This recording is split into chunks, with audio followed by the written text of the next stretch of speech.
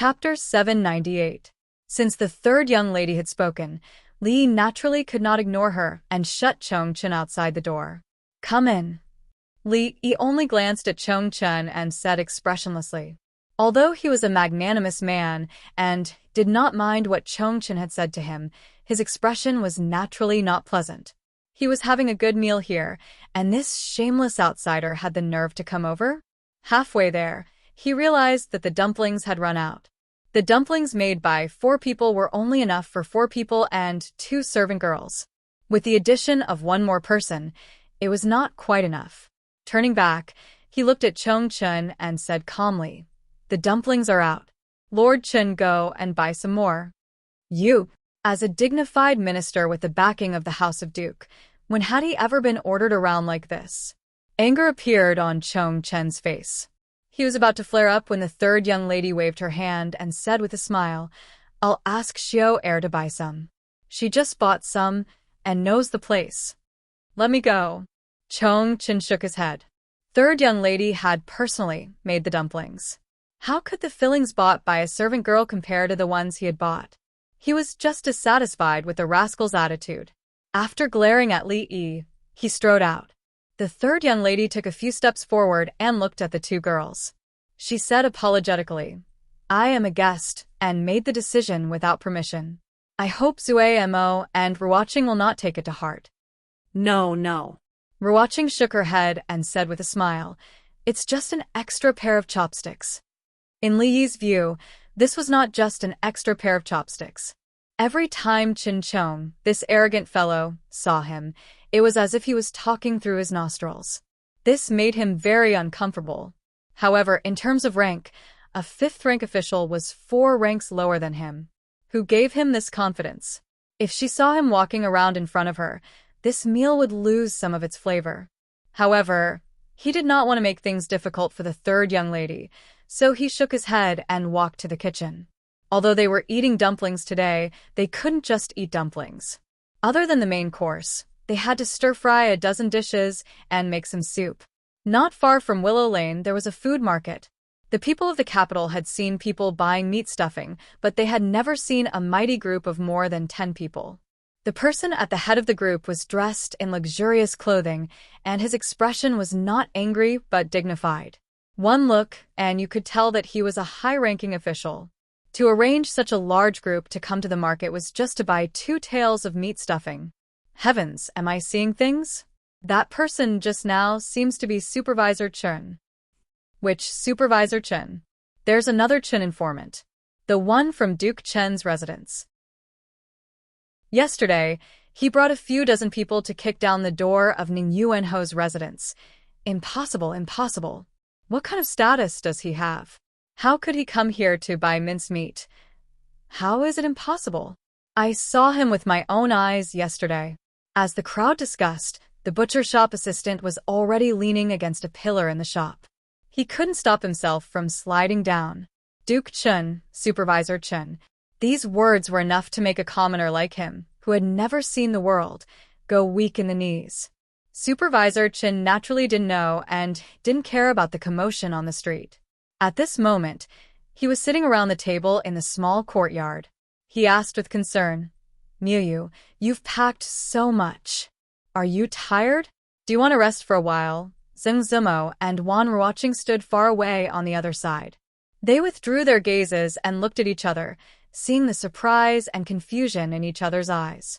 The person who was at Madame Chen's beck and call, asking about her well-being, was he really the current Supervisor Chen? However, when they thought about the fact that the one cooking in the kitchen was a 3rd-rank Dr. Jin Ziguang, a 5th-rank supervisor, Chen didn't mean much. There was another knock on the door. Xiao Chui and Xiao Zhu were busy in the kitchen. Zheng Zimo walked over and opened the courtyard door. Zimo. Xing Shichen walked in with a smile on his face. He saw 2 figures he had never seen before at the stone table in the courtyard. He was startled and immediately said, "Are there any guests? I'll leave first then. I won't disturb you anymore. I'll come back tomorrow." He turned around and walked out the door. Only then did a voice come from behind him. "Wait a moment." Xing Shichen turned around with a puzzled expression. "Is there anything else, Zimo?" Zheng Zimo looked at him, with a hesitant expression. She quickly lowered her head and said in a small voice, "Since you're here, let's have a meal before you leave." Sing Shichen turned around and looked around. When he found that he was the only one here, his body suddenly trembled. He pointed at himself in disbelief and asked, "Mimi? Come in first." Zheng Zimo nodded and slowly walked into the courtyard. Okay. Sing Shichen stood in place for a long time before nodding. There was a trace of joy on his face as he strode in. The first 2 times he drank a cup of herbal tea, but this time he could even eat meal. This speed of progress made him feel as if he was in a dream. "Assistant Minister Zheng, why are you here?" An extremely surprised voice rang out in front of him. Sing Shichen felt that this voice was somewhat familiar. When he looked up, he said in shock, "Official Chen, why are you here?" Seeing Chun Chong here, a trace of wariness flashed across his face. Almost subconsciously, he took a step forward and stood in front of Zheng Zimo. "What are you doing?" Chun Chong glanced at him in confusion, but the expression on his face quickly turned into one of schadenfreude. "I only bought 2 ounces of stuffing. If you want to eat, go buy it yourself." Sing Shichen looked back. Seeing that Zheng Zimo was fine, he finally relaxed. When he turned back, confusion once again appeared on his face. "What do you mean, Official Chen?" Chun Chong glanced at him. "What do I mean? If you want to eat, go buy it yourself. There's no extra here." He had long been dissatisfied with the fact that an official of the court was ordered to buy meat stuffing. If he could order around a 4th-rank assistant minister of the Ministry of Revenue, he would naturally feel better. Li Yi poked his head out of the kitchen and saw Sing Shichen standing in the yard. He knew that there was going to be another eyesore today. Zheng Zimo shook her head and said, "I'll have Xiao Cui go buy it." Sing Shichen had already understood the ins and outs of the matter. After seeing Li Yi, his worried heart also relaxed. He smiled and said, "Since Official Chen does it himself, I won't break the rules. I'll go out for a bit and be back soon." Inside the market, the butcher had just walked out of the shadow brought by the official when he saw a customer walk in. "Sir, what would you like to order?" 2 ounces of meat stuffing," a middle-aged man in a dark robe said. The waiter wiped the cloth around his waist and said, "All right, please wait a moment, sir. I'll cut it up right away." "Assistant Minister Zheng, is it really you?" Hearing the voice behind him, Sing Shichen turned around and saw the man walking in. He looked left and right and said in surprise, "Censor Qi." Since last year, the censors of the Imperial Censorate especially liked to wear casual clothes and wander the streets. It wasn't strange to see a supervising censor in the market. Censor Qi looked at him in surprise. "Sir Zheng, what are you doing?" Sing Shichen smiled and said, "Buying 2 ounces of meat stuffing to make dumplings." That Censor Qi's face revealed a look of surprise. He cupped his hands and said, "I really didn't expect that Sir Zheng, as an assistant minister of the Ministry of Revenue, would be so thrifty. You must have come to this kind of place in order to sympathize with the people, investigate the prices of goods, and punish illegal peddlers, right?" Ah. Sing Shichen's expression froze. Censor Qi was immediately filled with respect. When Sir Zheng was in charge of the yamen, he still went deep into the people to understand the people's feelings. He is truly a role model for us officials. I will write a memorial tomorrow. Ministry of Revenue, Assistant Minister? Punish illegal peddlers? The butcher stood in a daze behind the stall. His face was pale and his body trembled. The meat stuffing in his hand fell to the chopping board and he fell to his knees. He shouted, "Sir, you have wronged me. I am only a worker." About the matter of raising the price of meat, he pointed a finger at the fat middle-aged man behind him. "It was all done by my shopkeeper." Sing Shichen cupped his hands at Censor Qi and said, "Sir Qi is too kind. I still have some matters to attend to, so I will take my leave first." Censor Qi also cupped his hands. "Take care, Sir Zheng." Sing Shichen took out a few copper coins and placed them on the chopping board. He picked up the meat stuffing and left without looking at the butcher. The butcher kneeled on the ground. He could only hear the sound of teeth grinding behind him. "Wang, go." He turned around and saw that the shopkeeper had taken a boning knife from the wall and was glaring at him fiercely. Raising the price of meat, I will chop you up. Chapter 799. The dumplings were all wrapped up and were just waiting to be put into the pot. Third young Mistress Chun and the two maidservants sat in the courtyard and chatted. The chores in the kitchen were almost done. The two maidservants could not interfere in the following matters and stood at the back, pouring tea and water. Li Yi busied himself in the kitchen while Chin Chong and Xing Shichen stood at the entrance of the kitchen, watching. The Assistant Minister of Revenue, Xing Shichen, still had a look of surprise on his face. He shook his head and said, "If my colleagues in court were to find out that the dignified dean of the Mathematics Academy, Grand Scholar Jean Ziguang Lu, is actually doing this kind of kitchen work, I wonder how many jaws would drop." Chun Chong snorted coldly, his eyes filled with disdain as he said, "It's clearly an insult to the culture. It's more likely they'll laugh their heads off." Damn it, he had always disliked this guy. Not only did he not make a move, but he was also standing here making sarcastic remarks. Li looked back and said indifferently, "Come over and peel off those scallions." Chun Chong sneered. "Are you ordering this official? If you don't want to peel it, then please leave." Li Yi didn't even turn his head. "I think you're used to living a luxurious life. You probably won't care about a plate of dumplings. Where's the green onion?" "The corner." After marinating the fish, Li said, "If Xing Darren has nothing else to do, why don't you mash those cloves of garlic into garlic paste?" "All right." Xing Shichen readily agreed, without any resistance. In the courtyard, Miss Chen looked at Xing Zimo and said in confusion, "Zimo and Assistant Minister Zeng are both surnamed Zeng. Could it be?" Xing Zimo smiled and said, "It's all in the past."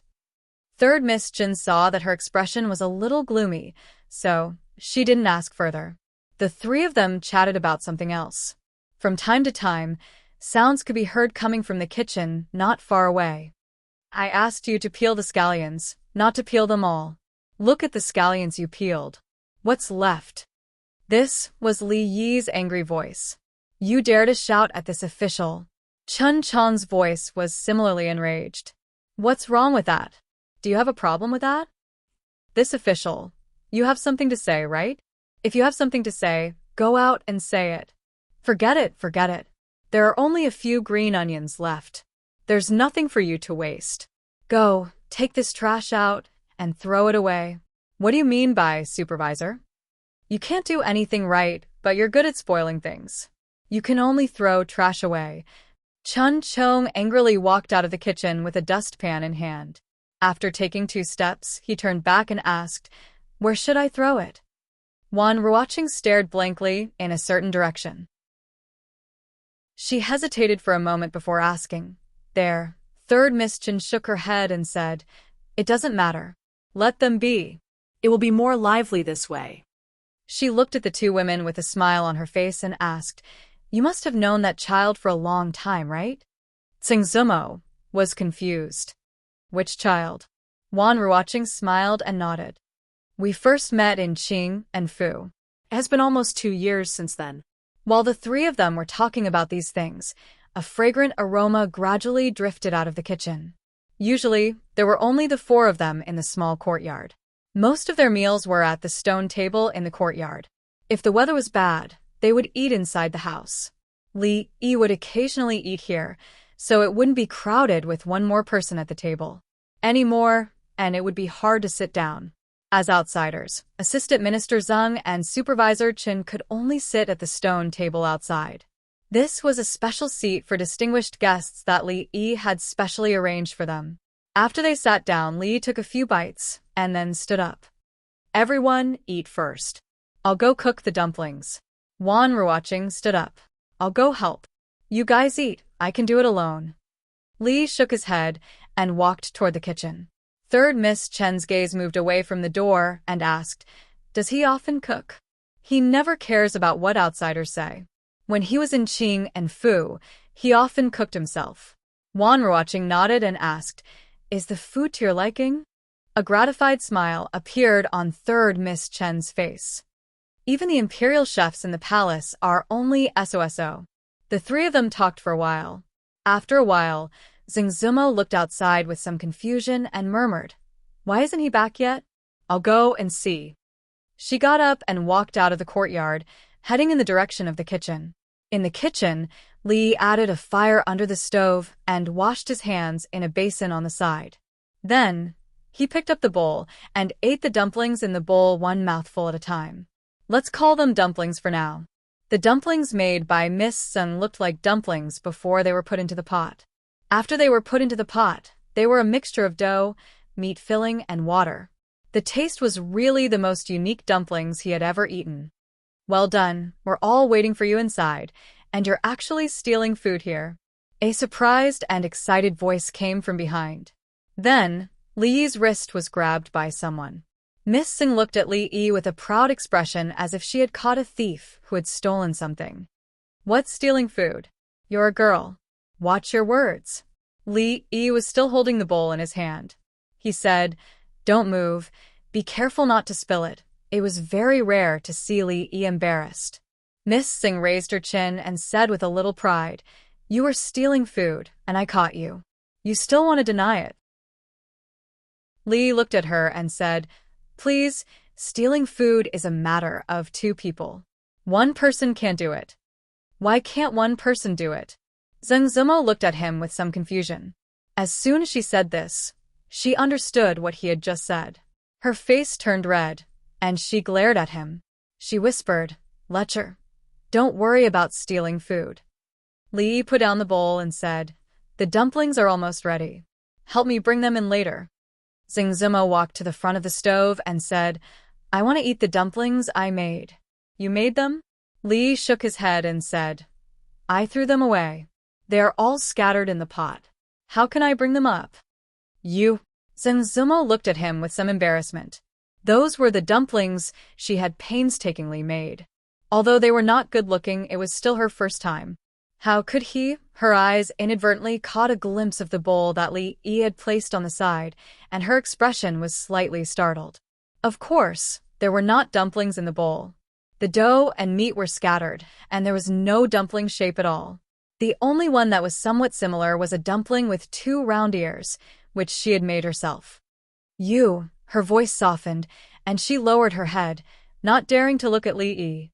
Although she was a little flustered and bewildered at the moment, there was another kind of sweet and warm feeling in her heart. Li Yi took out the bowl and chopsticks, intending to rinse it with water again. He said, "Help me keep an eye on it. When the water boils twice more, you can put it into the pot." "Okay." Zengzumo nodded and made a vague syllable from her throat. She stood on tiptoe and leaned over to look into the pot. When she made such a posture, her body would naturally bend down in an arc. This familiar arc made Li Yi's hand feel a strange feeling, and his mind couldn't help but recall the scene in the morning. When Zengzumo inadvertently turned her head, she saw that he was staring at a certain part of her body. Her body stiffened, and that part seemed to begin to become numb again. Her breathing was a little rapid, and she said angrily, "Where are your eyes looking?" "Ahem, ahem." Li Yi coughed dryly, looked at the pot, and said, "It's about time.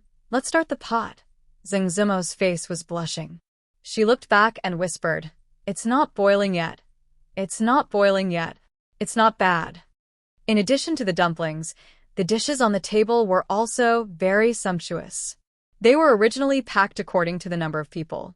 Li Yi brought out the last bowl of dumplings and said with a smile, "Everyone, try the taste first. Delicious." Xiao Chui ate a dumpling. Although it was scalded and kept sucking in air, her chopsticks had already reached out.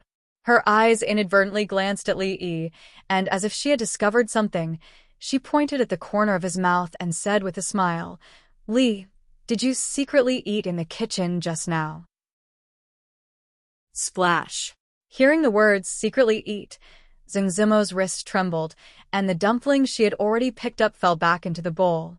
In the courtyard, next to the stone table, Chun Chong picked up a dumpling, dipped it in vinegar, and took a bite. Then he was startled, raised his head, and asked doubtfully, "Assistant Minister Zeng, don't you feel that this dumpling is a little raw?" Chapter 800. I think it's okay. Sing Shichen shook his head. Although official Chun has some old grudges with Marquis Li, what sort of person is he? Why would he use such a method to take revenge on you? I think so too. Chun Chong nodded and swallowed the entire dumpling. Sing Shichen smiled. He picked up a dumpling, a smile on his face. But when he put it into his mouth, his smile froze. Swallowing with difficulty, Sing Shichen put down his chopsticks. He looked at Chin Chong and said, "Official Chin, this dumpling seems a little raw." A quarter of an hour later, the two returned to their original positions. Who would have thought that two high officials of the court would personally start a fire and boil water for a few half-cooked dumplings? Official Chun, your face, haha, Assistant Minister Zeng is not much better. Let him be, we'll talk after eating. Sing Shichen picked up a dumpling, dipped it in vinegar, and asked, "If I remember correctly, today should be third young Mrs. birthday. Why is official Chun not at home? Why is he here?" Chun Chong ate the dumpling and said expressionlessly, after he was released from office, official Zeng did not return home. Was he observing the people, or he looked into the room and said in astonishment, could it be that Miss Tseng is Sir Tseng's illegitimate daughter who was left behind by the common people? Speaking of which, why do I feel that between Sir Tseng and her, there is actually, official Chin, if there is nothing important in the future, do not come here. Sing Shichen interrupted him. He looked at him and said, "If there is something. Official Chun is the minister of the imperial court and is very busy. Why would he need to come to this small willow lane? Don't you think so?" Chun Chong put down his chopsticks, his eyes narrowing. "Assistant Minister Zeng, what do you mean?" Sing Shichen put down his chopsticks and met his gaze. "I have a personal relationship with the former Assistant Minister of Justice, Zhao Guangyuan.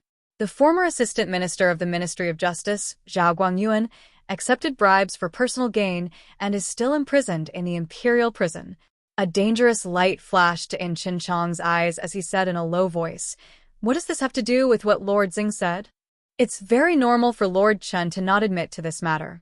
After all, even Assistant Minister Zhao of the Ministry of Justice fell from power in a muddle-headed manner.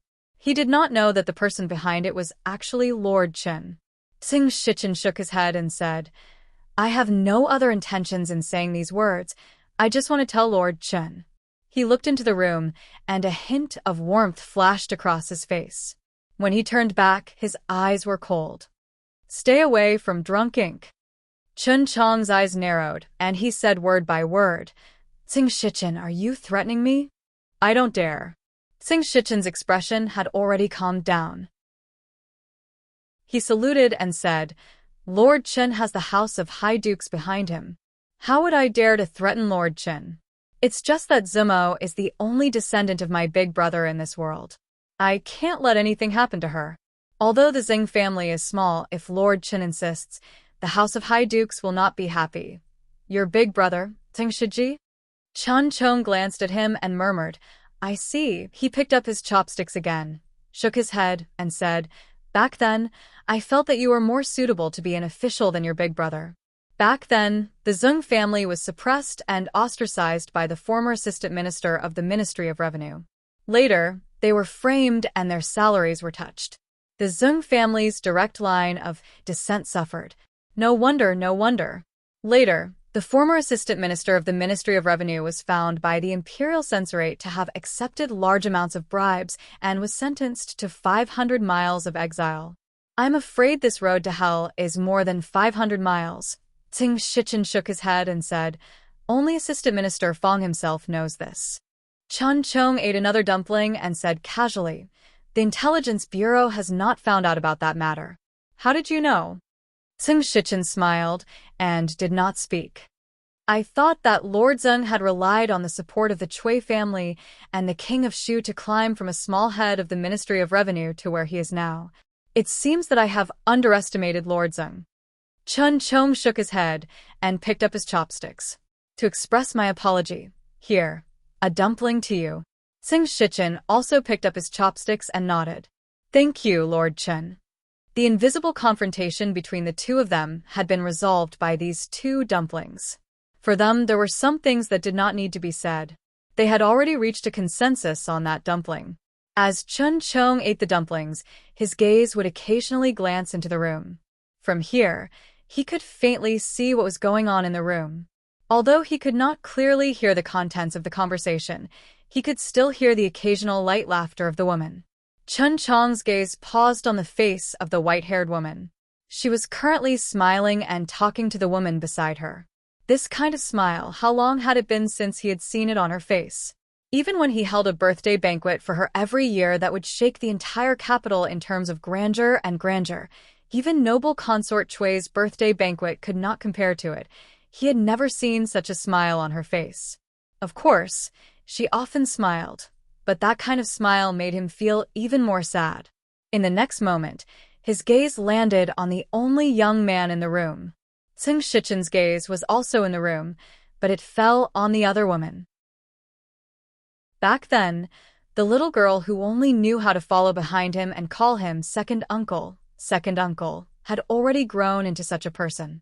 In the past, Big Brother often grumbled at him, complaining that he had spoiled her too much, causing his daughter to treat him, this second uncle, more than her father. However, it had been a whole 13 years since he had heard her call him second uncle.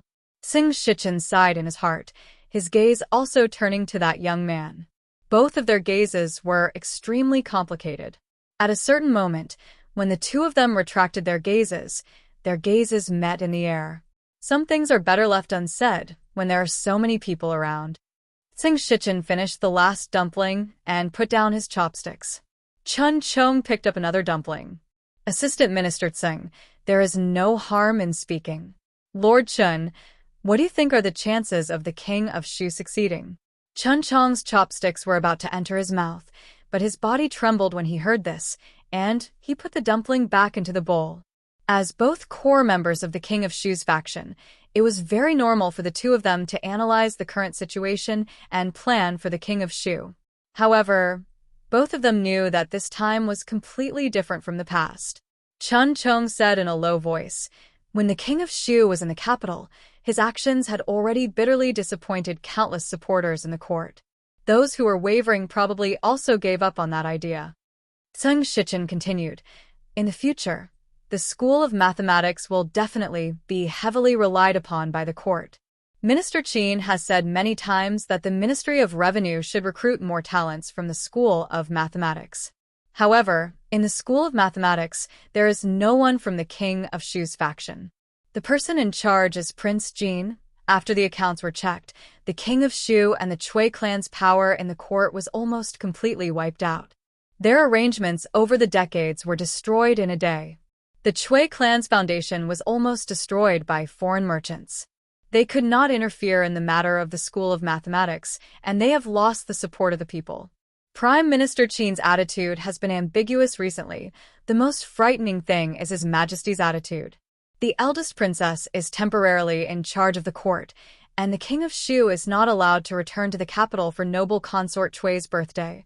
But if the King of Shu is defeated and a new emperor takes the throne, what will happen to the Qin clan and the Zeng clan in the future? The voices of the two of them became softer and softer, and their expressions became darker and darker.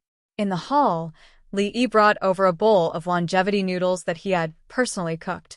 He smiled and said, I wish you a happy birthday. This kind of birthday greeting was extremely hasty, but third Miss Chen's face was full of smiles. She took the small bowl from his hand and held his hand. She nodded and said, Good, good. Chapter 801. Duke Chen's Residence. Although night had yet to fall, the entire Chen residence was filled with jubilation. The residence was decorated with lanterns and colored banners. Guests arrived and chatted with each other. Servants and maids walked among them, serving delicacies and wine. The atmosphere was joyous. To the Chun residence, today was even more lively than the New Year, Lantern Festival, and Mid-Autumn Festival. This lowly official greets Lord Chun. Today, there is only Qin Qing, not Lord Chun. Long time no see. Congratulations on your promotion, Lord Chun. Today is my youngest sister's birthday. Let's not talk about these things. Sit over there. Lord Qin, welcome. Cui Lu, bring Madame Qin to the ladies in the inner courtyard. The Qin family status in the imperial court was not low, and it could even be said that it played an important role. This was not only because of Minister Chen's prestige and connections in the past, but also because the Qin brothers held important positions in the imperial court. One was a minister, and the other was now an official's attendant. Anyone who was invited to today's banquet more or less had the intention to curry favor with them. Chen Qing personally welcomed a few important guests, then turned around and frowned. What time is it? Why haven't third sister and second brother returned yet? A servant replied respectfully, Master, second master went out to fetch third miss a long time ago. I don't know why, but there has been no news yet. The banquet is about to begin. Send someone out to take a look? Yes. Chen Qing gave an order, and the servant immediately retreated and ran out of the mansion. In Willow Alley, third Miss Chen walked out of the courtyard and smiled at the two girls. I still have to thank you for your hospitality today. Sorry for the trouble. Wan Ruoqing bowed slightly and said, You are too polite. It is just a simple meal. Although it is simple, it is better than all the luxurious clothes and food. Third Miss Chen looked at Li Yi, who was standing at the back. After a long time, she said, It is getting late. We have disturbed you for so long. We should go back. Be careful. Chen Chong helped her down the stairs and looked back at Li Yi. His brows were still furrowed, but there was no longer the intense hostility from before. Drunk ink, I'm going back too. Xing Shichen smiled, then turned and walked towards the entrance of the alley. When this assistant minister of the Ministry of Revenue and Minister Chen parted ways at the mouth of the alley, they looked at each other again. After exchanging some information, they got into their respective carriages. In the courtyard, Li Yi and Xing Zimo sat on either side of a stone table. Seeing this third young lady again today made his heart feel uneasy again. The Qin family had always been the most solid force of the King of Shu's faction. It was also a force that he and the eldest princess could not avoid in the future. However, the Qin family was different from the Cui family, the Yu family, and the Qin family. The Li family owed third Miss Qin too much. Since ancient times, conflicts between factions had always been cold-blooded and heartless. However, if they really used unscrupulous means to achieve their goals and caused her to suffer even a little more harm, even if their ultimate goal was achieved, they would never be able to live in peace for the rest of their lives. This matter needed to be discussed at length. Xing Zimo put a cup of tea on the table in front of him, looked at him and said softly, Are you still thinking about Mrs. Chen? Li took a sip of tea and nodded slightly. She thought about it and said, This matter is not your fault. Li Yi shook his head. But it is still related to me. Fong's head had poked in twice from outside. Li looked up and said, It's getting late. She nodded. Well, you can go back. I have a lot of things to do in the next few days. I may not have much time to come. Roi's due date was less than 3 months. Li Yi did not intend to let the old lady and the other women take her to pray for Buddha's blessing all day. After a pause, he said, If there is anything urgent, send someone to find me. The new house is not far from here. You should know where it is, right? Then, wait a minute. She was stunned and hesitated for a moment. Then she turned around and walked quickly back to the room. Soon she came out and handed something to Li Yi, saying, It's not good. It's not as good as Sister watching. If you don't like it, throw it away. Li looked at the baby clothes in his hand. It was indeed not as good as the one made by Ruoqing, but compared with the one she made before, it was like heaven and earth. Her needlework was just like her culinary skills. It was incredible that she could make such great progress in such a short period of time. It was enough to guess how much effort she had put into this area these days. Let me see. Li Yi grabbed her left hand, and sure enough, there were quite a few dark red spots on her white, jade-like fingers. This time, she did not struggle. Seeing his slightly distressed expression, a smile appeared on her face. The dull pain in her hand did not hurt so much. At the door of the room in the back, a figure had come out. Seeing the situation in the courtyard, he slowly retreated. Li Yi was a little touched and angry. He sighed and said, Don't be so silly in the future. She shook her head and said, It's never wrong to learn more things. Besides, in the future, I have to do a few things for my child. That's true. Lee nodded and said, But you have to be careful. No one is like you, hurting your hand when making clothes. Anyway, it's still early. If you do it slowly, there will be a lot of clothes. It will save me the trouble of buying them outside. She slightly lowered her head, feeling a little disappointed. Yes, the only thing she could do was to sew a few small clothes for him and Miss Lu's child. She subconsciously wanted to withdraw her hand from Li Yi's hand, but he held it even tighter. Li looked down at her and asked, Do you want to have a son or a daughter? I think a daughter is better, but it's not up to us. When the time comes, it still depends on luck. Hearing this, her body trembled, and then her face immediately turned red. She struggled even harder to break free from Li Yi's hand. Who wants to have a child with you? Li Yi could only see the back of a panicked fleeing figure. He said helplessly, Why are you running? In the future, not now. Some things were vague. It would indeed save a lot of trouble if it was not said or poked through the layer of paper. But this was very unfair to her. As a man, he was a little less responsible. The timing was not very right. But in the coming days, he had a lot of things to do. It would be difficult for them to meet again. Li thought for a long time and still felt that it was better to say these words. Miss, why are you covered in the blanket? Is it very cold? Inside the room, Xiao Chui stood in front of the bed and looked at the figure who was curled up in the blanket. She listened carefully and heard a low sobbing sound coming from under the quilt. Miss, are you crying? Panic immediately appeared on her face, and she said anxiously, Did Li bully you? Miss, don't cry. I'll go find him now. Don't. A figure quickly jumped up from the bed. Xing Zimo grabbed Xiao Chui's arm, and her face was full of tears. She shook her head repeatedly. Don't go, it's not his fault. It's me, Xiao Chui asked doubtfully. But miss, why are you crying? Because. She looked out of the window in a daze, then held Xiao Chui in her arms and whispered, Because today's dumplings are too delicious. The young girl's face revealed an extremely surprised expression. She cried like this because the dumplings were delicious. In the past 10 years, she had never realized that the young miss actually liked to eat dumplings so much. In the courtyard, a figure sat at the stone table in a daze, looking at the full moon that had already risen into the sky.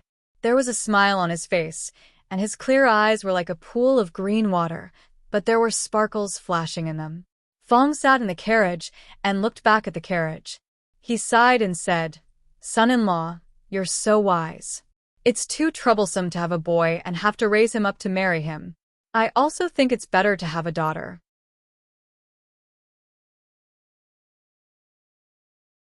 Chapter 802. Husband, you came back a little later than usual today. In the room, candlelight flickered. Li Yi moved the wooden basin away, helped Rui dry her feet, and covered her with the quilt. Then he said, I was indeed delayed by something today. He roughly told Rui what had happened that day. Rui leaned against the headboard and curled her feet under the quilt. She said, Speaking of which, I haven't seen Mrs. Chun for a long time. Li Yi sighed. He didn't know what to say for a while. I'm just a woman. I shouldn't say anything. Rui looked at him and said, But I think that in the future, no matter what happens to the Li family and the Chen family, we must treat Mrs. Chen well. Li Yi nodded. The complexity of this matter couldn't be explained in a few words. He gently picked up Rui, laid her on the bed, and covered her with the quilt. He said, It's getting late. Go to bed early, my wife. Rui nodded and closed her eyes obediently. Good night, husband. Good night. Li Yi kissed her gently on the forehead. He walked over to turn off the light and left the room. The moon was very bright that night. There were lanterns hanging in the courtyard, so it wasn't very dark. Li Yi took some desserts from the kitchen and a pot of grape wine. He sat at the stone table in the courtyard. He had cooked a lot today, but he didn't eat much. He was a little hungry now. He ate the desserts and drank the wine. thinking about something. Many things had happened these days. He needed to think about them from time to time. The most important thing was to find another job for old Feng. With a grandmaster like Su Lao by his side, his existence seemed a lot more unnecessary. Secondly, since the old emperor handed over the affairs of the court to the eldest princess, he really didn't care about anything. He moved to Hibiscus Garden with the empress, Yan Fei, and the others and retired early. According to the eldest princess, he actually asked the imperial guards to open up a vegetable garden in Hibiscus Garden. He had already planted the seeds himself. When spring came next year, he would be able to eat the vegetables he grew himself. Other than that, he played on the streets with Shanning and Yongning every day under the protection of a group of hidden guards. He led the dogs up the mountain to chase rabbits and set traps to catch pheasants. Of course, he didn't chase them himself. Li Yi was starting to wonder if things really turned in the opposite direction when they reached an extreme. The old emperor had been working hard his whole life, but in his old age, he had completely let himself loose and neglected his duties. If this went on, he would not be able to keep his chastity. However, after staying away from the affairs of the court, he went to bed early and woke up early every day. Even the frequency of his illness was reduced. Li Yi didn't remind him too much about this. Winter was coming, and at that time, he would have to obediently stay in Hibiscus Garden like a turtle. Winter was the season of asthma. If he survived this winter, there would be hope for the next year. Li Yi was also worried about the eldest princess, who was personally in charge of the court affairs. Although she often participated in the court affairs, it was the first time that she was acting in the place of the emperor. There would be too many problems in the process. Therefore, during this period, whether it was Li Yi entering the palace or the eldest princess leaving the palace, they were very frequent. Moreover, apart from the court affairs, the two of them had other more important things to discuss. Of course, these things were secrets only the two of them could know. They couldn't let others hear about it. Li Xian couldn't, and the old emperor couldn't. Besides, there was something else, about himself. For him, compared to other things, this matter was more troublesome. Mississippi Lu, who was wearing a thin shirt, came over and sat opposite him. She pinched a piece of pastry and poured herself a glass of grape wine. She was very busy these days and often didn't eat at home.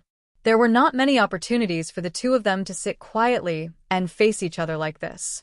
When she poured the second glass of wine, she slowly said, "I'm out of silver. Take 100,000 taels first. We'll talk about it if it's not enough." Lu Meng was his family's power. Li Yi wouldn't be stingy on spending money on this. He gave her the silver, and she could do whatever she wanted. She didn't expect him to be so straightforward this time. Mississippi Lu looked at him in surprise. "Rui." Li thought for a moment, suddenly sat up straight and looked at her. "I have a question to ask you." Mississippi Lu pinched another piece of pastry and said lightly, "Speak." "I have a friend." Li looked at her and said seriously, "This friend of mine has encountered some troubles recently." Mississippi Lu looked at him calmly and waited for him to continue. Li looked at her and continued, "This friend of mine has fallen in love with a woman. That woman is very good, but he has a wife. His wife is very gentle and beautiful. He also loves his wife very much. This friend of yours, don't tell me his surname is also Li?" Mississippi Lu suddenly looked at him and asked. Li nodded and said, "It's just a coincidence." "A coincidence? This friend of yours, other than that woman, has a lot of women outside?" Li Yi thought for a moment and counted with his fingers under the stone table. He shook his head and said, "Not a lot. It's also a coincidence that this friend of yours, other than his wife, has a powerful and beautiful wife sister and a lovely servant girl?" Li Yi shook his head. "Haha, how can there be so many coincidences? Whose coincidences are they?" Mississippi Lu lowered her head and poured another cup of wine. She asked, "Are there any other questions?" None. Li Yi stood up and turned to walk 2 steps. He then turned back and said, "The night is cold. Don't sit for too long. Rest early. Morning dew hall." After His Majesty left the palace, Although Her Highness the eldest princess had been acting as the court's administrator, she did not live in the hall of diligent government. Usually, the memorials sent by the minister of Shangshu would be sent to the palace where she lived. You have to continue following up on the matter of papermaking. But I think it should be done soon. In 2 days' time, Li spread out a piece of paper and wrote and drew on it. Lowering the price of paper is a good thing for the scholars of the world. It is also a sharp weapon to rope in the scholars. The academy has already begun preparations in the various provinces. When the time comes, there will naturally be people who will publicize what you have done in the capital. Once these two things are done, it will almost be enough to win the hearts of the scholars of the world. Continue to send people to the Yu family every day. They will definitely continue to raise the price of paper. When the price reaches a certain level, they will definitely be tempted and start to stock up. Because if the academy uses that price to buy their paper, the entire operation of the academy will collapse. They will kill 2 birds with 1 stone. Of course, we will definitely not let them kill 2 birds with 1 stone. After the new cheap and good quality paper is released, the Yu family's paper mill will collapse, and the paper they have in stock won't be sold. The Yu family. It just so happens that winter is coming. We won't starve to death with the Chui family. We will have company and won't be lonely. After listening to him, Emmingza nodded, but her face showed some confusion. She looked at Li Yi and asked seriously, Can I really do it? Li looked around and moved closer to her. He said in a small voice, Don't think about these things now.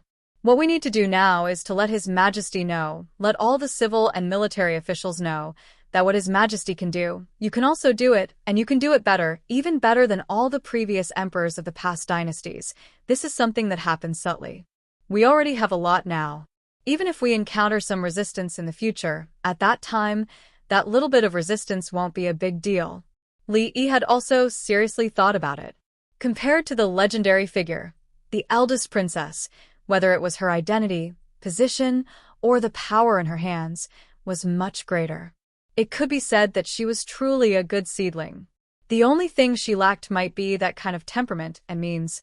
Of course, he also did not want the eldest princess to have that kind of temperament and means. She only needed to be responsible for completing the task given to her by His Majesty and being as beautiful as a flower. As for other things, there was him.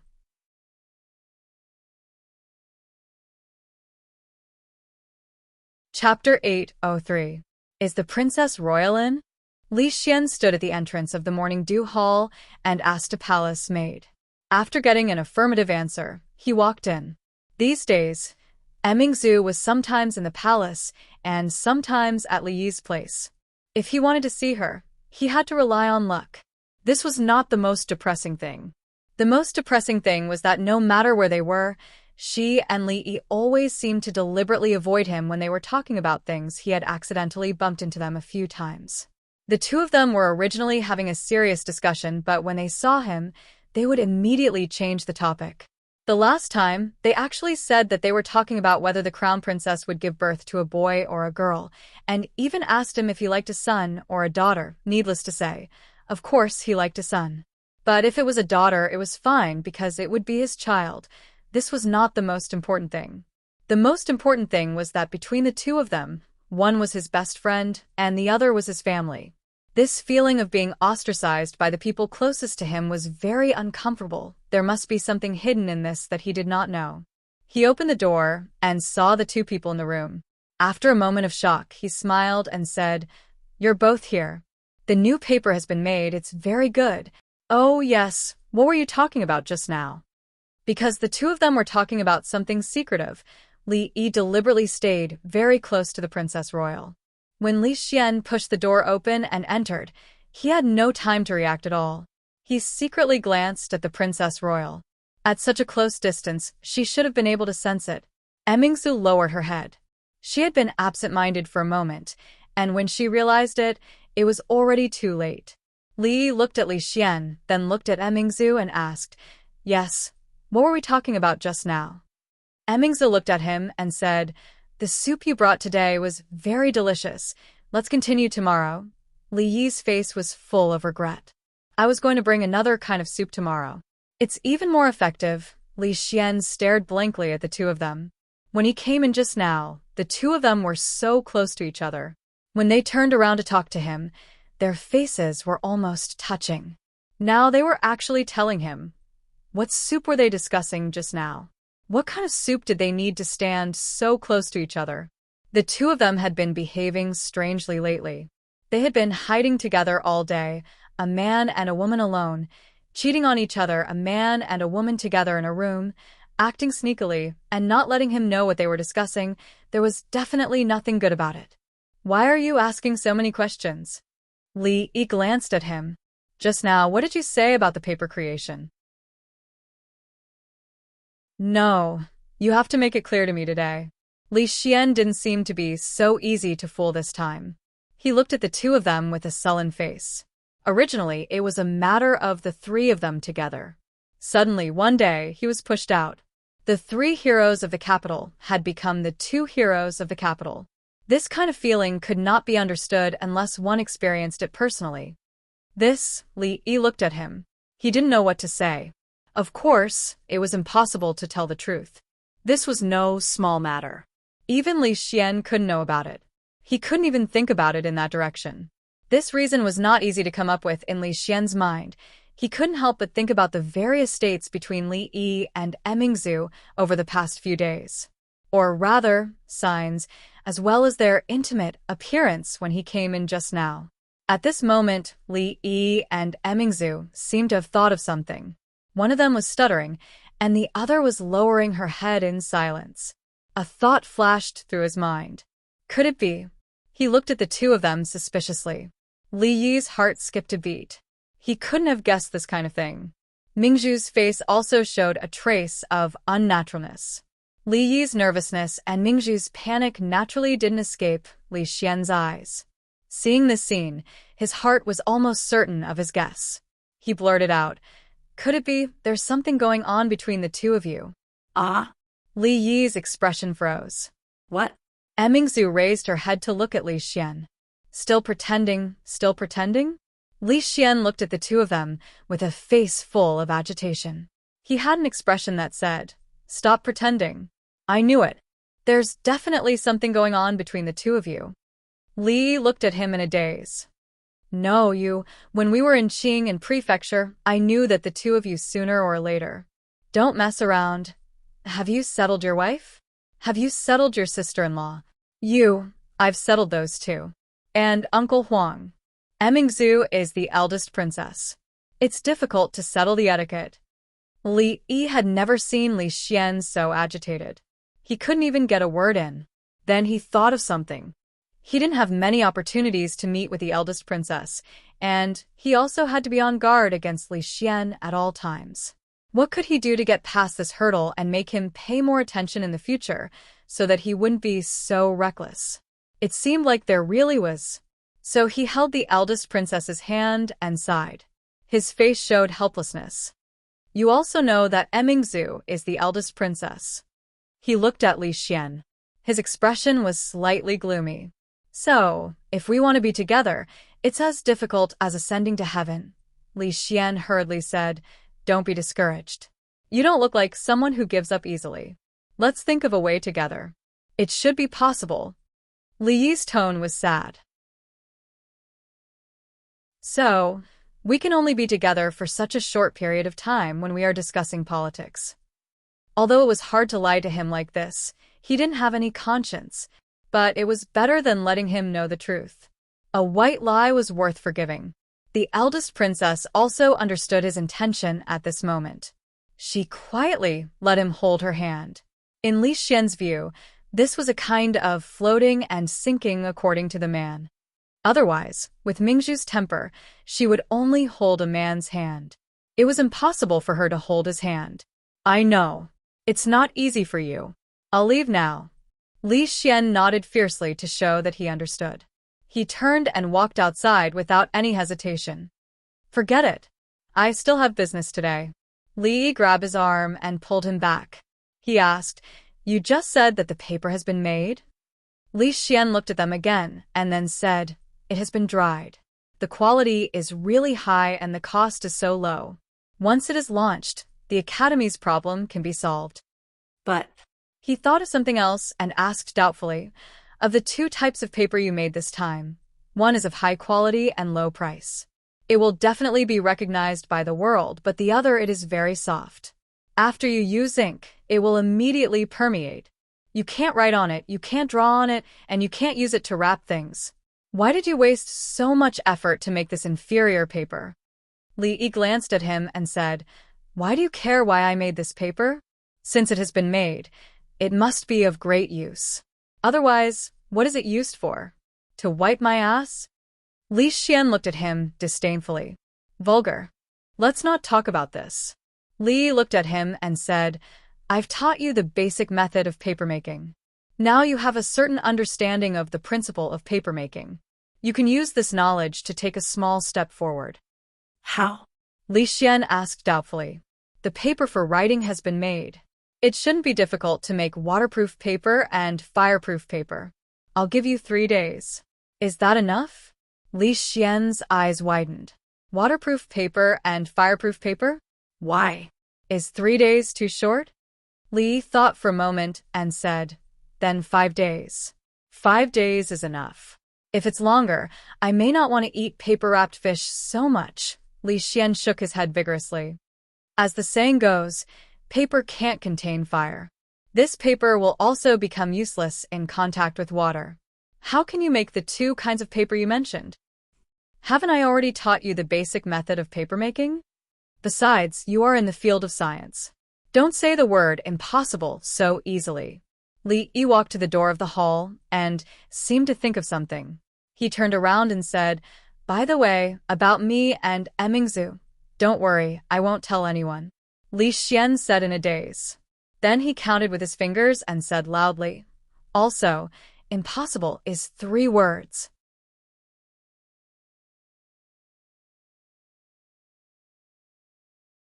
Chapter 804. In the small courtyard of Willow Lane, Xiao Chui held her chin with one hand and stared straight at the door.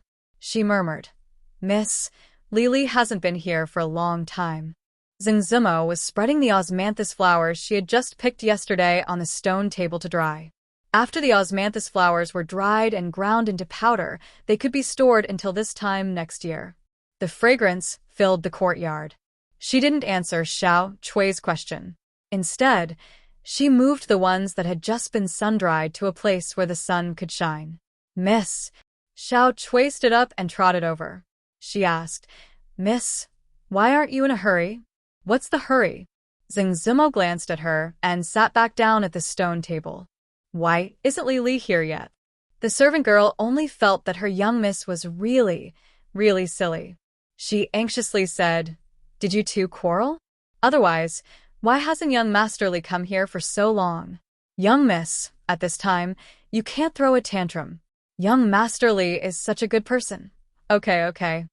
Zengzimo waved her hand and said, His wife is about to have a baby.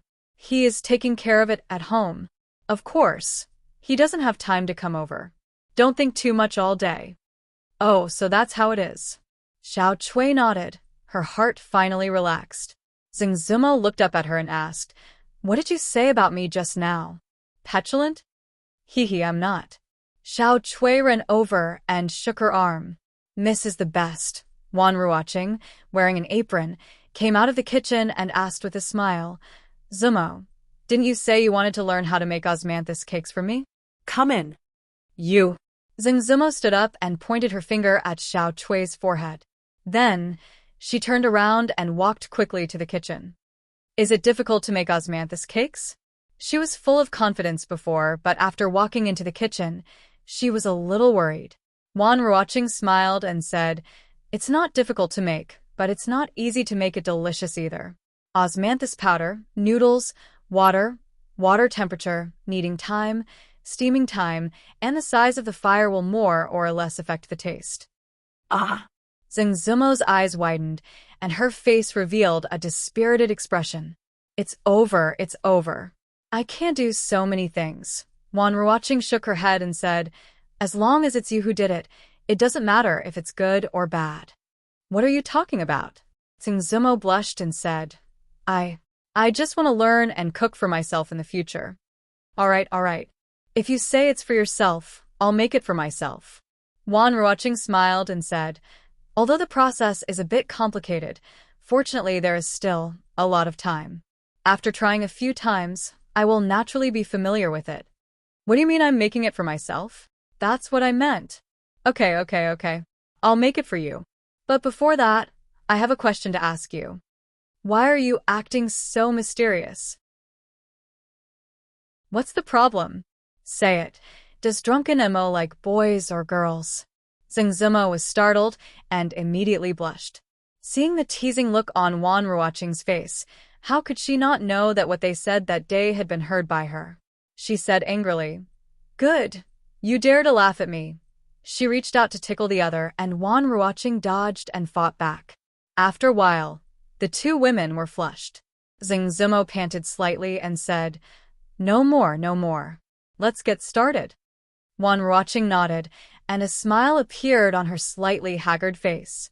However, in this smile, there was a hidden trace of loneliness, desolation, and sourness.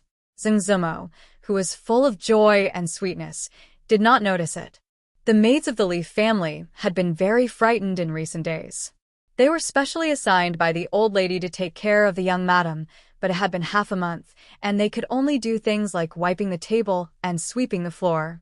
The Marquis's care for young madam could be said to be meticulous. He was so meticulous that they could not interfere at all.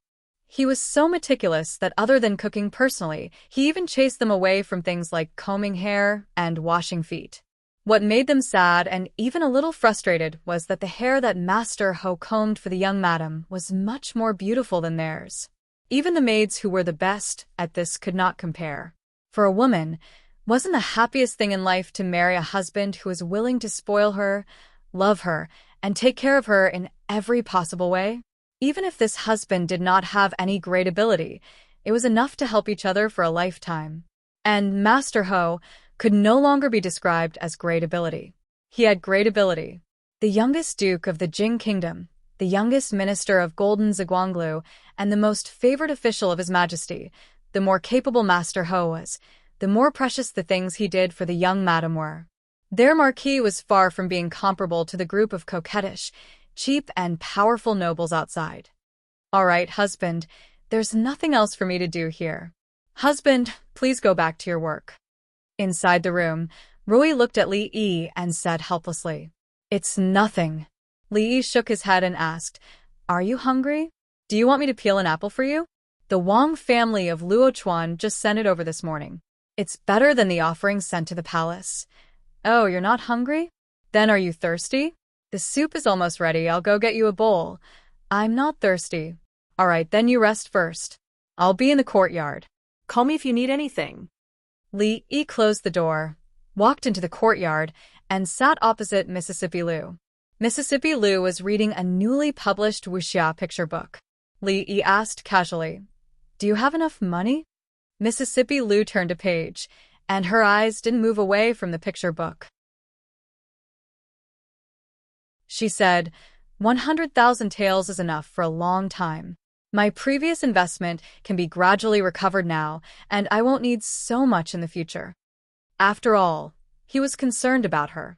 Her casual attitude was a bit too much. Li Yi frowned slightly, looked at her, and said, Hey, Rui, when you speak, can you look at others? This is the most basic respect, right? Mississippi Liu was stunned when she heard this, and then nodded. She closed the picture book, raised her head, and sat up straight. She looked into his eyes and said apologetically, Okay. After receiving Mississippi Liu's apology, Li nodded in satisfaction and asked, Where were we just now? Oh, Lu Meng's investment has paid off. Mississippi Liu showed an expression of interest. She looked into his eyes to show respect and asked, Speaking of your friend with the surname Li, has his matter been resolved? What are you talking about? Don't always talk about others behind their backs. Li Yi stood up and said, There's something going on at the school. I'll go take a look. You stay at home and take good care of your sister. There was nothing going on at the school. As the vice dean and dean, Li Han would take care of all the matters at the school. However, he was still young, just over 11 years old. If the position of dean was really given to him, the old emperor and the court officials wouldn't feel at ease. Therefore, although he was now exercising the authority of the dean, he still had to wait for a few years to take over the position. There was a small grassy slope at the back of the school. In order to protect the lawn, neither students nor teachers were allowed to go up there. Of course, the dean was not included. At the back of the grassy slope, where they couldn't see, Li Yi and the eldest princess sat side by side. It was not an easy task to be in charge of the affairs of a country. Even a martial arts master had limited energy. She looked a little tired and didn't speak. She just crossed her knees and lowered her head, listening to Li Yi. The Yu family should also know that the paper price they offered can't be higher. If it's higher, your people don't have to agree, or it will be too fake. There's also news from the paper mill. They really have started to stock up. Let's wait a little longer. The word live that I told you last time, Li Yi only said a few words before he felt a slight weight on his shoulder. He turned his head and saw the eldest princess leaning on his shoulder. She had actually fallen asleep. Li Yi stared blankly for a moment, then sighed softly. It seemed that she was really tired. Whether this kind of life was good or bad for her, he didn't know. He didn't move again, and let her lean on him. He looked at the sparkling lake in the distance and thought about something else. At the bottom of the grassy slope, a figure walked up quietly without making a sound. Li Xian crawled up the grassy slope and looked down. When he saw the figures snuggling up to each other, he nodded slightly and slowly climbed back down.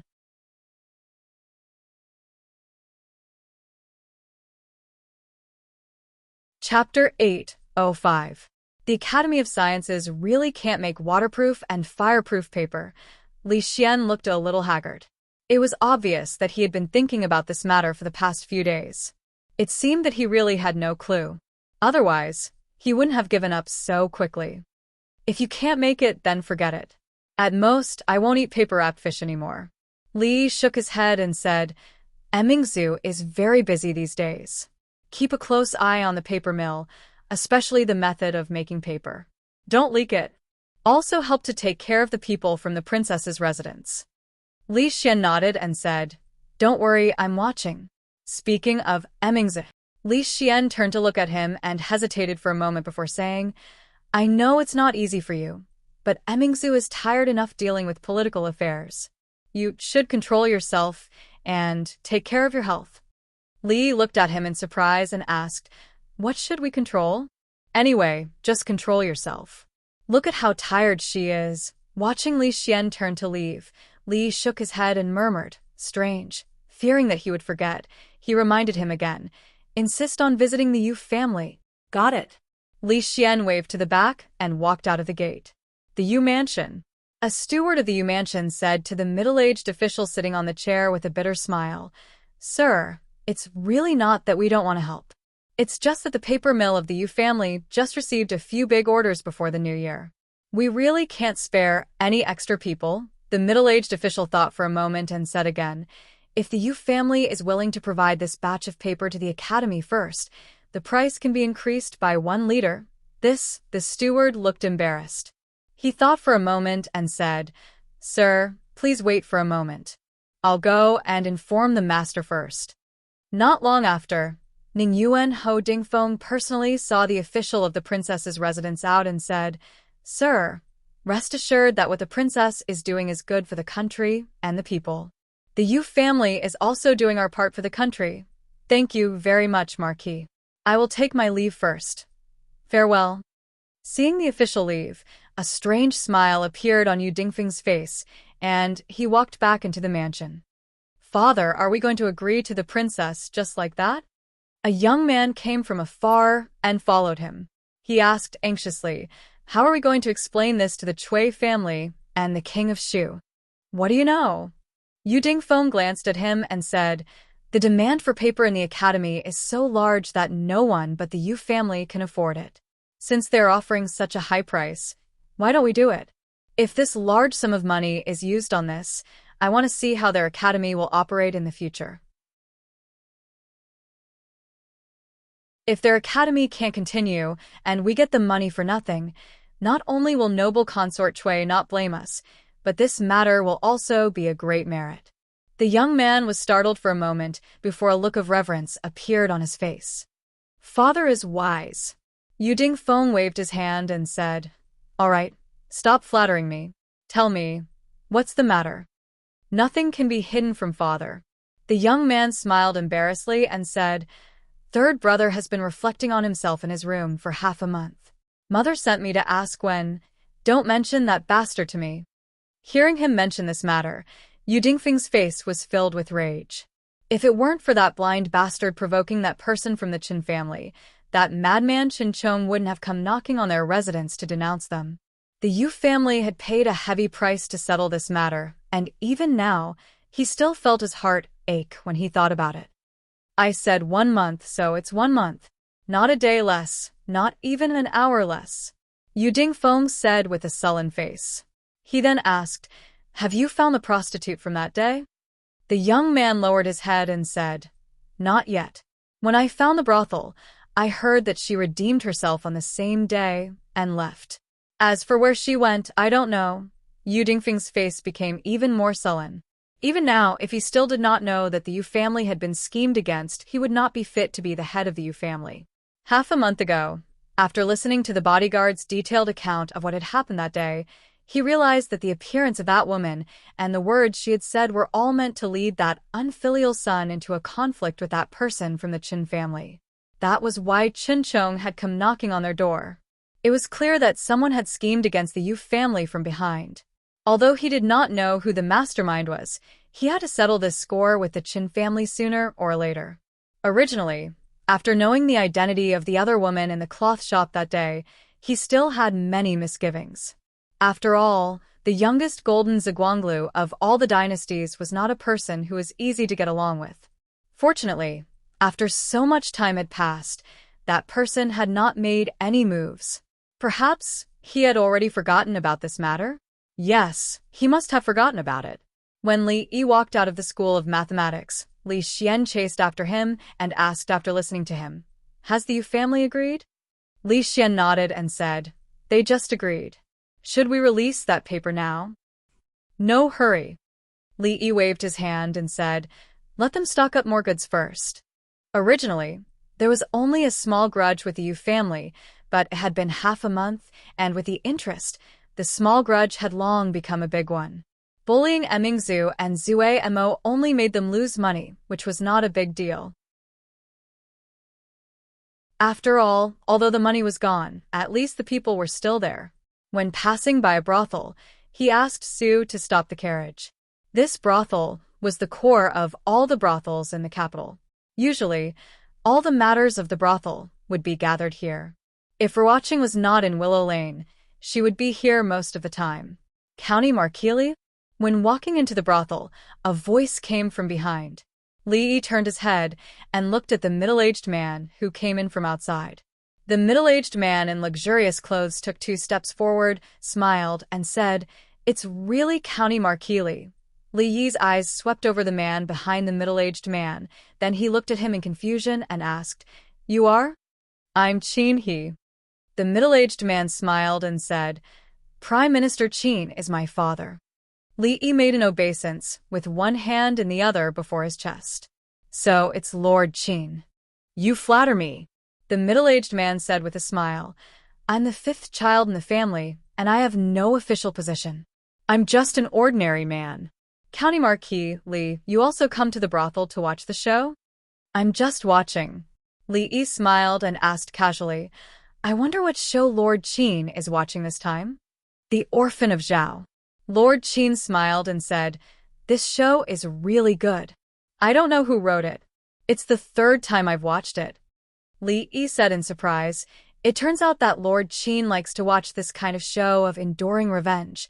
Lord Qin shook his head with a smile and said, I'm just watching, just watching. Li Yi chatted with this 5th master of the Qin clan for a while before the latter entered a railing.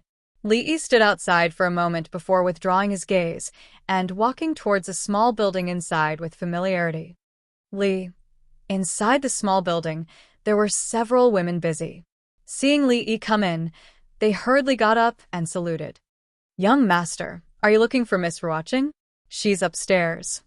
Li nodded to them with a smile, walked up the stairs, and gently knocked on the door of a room. Come in. When Li pushed the door open and entered, Wan Ruoqing was writing something at the desk.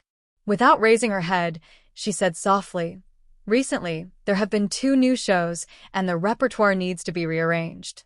The costumes should be ready soon, and I'll go and urge them tomorrow. The 2 brothels in the east of the city are a little understaffed and need to be transferred. You're here." There was no sound coming from the door. She raised her head and glanced at it. After a moment of surprise, she immediately stood up. Li walked over slowly and said, "You don't have to personally arrange these trivial matters. The people below can also do it." Wan Ruoqing smiled and said, "I have nothing to do, so I'll just do what I can." "How many times have you said it, but you've never listened?" Li looked at her, shook his head, and said helplessly.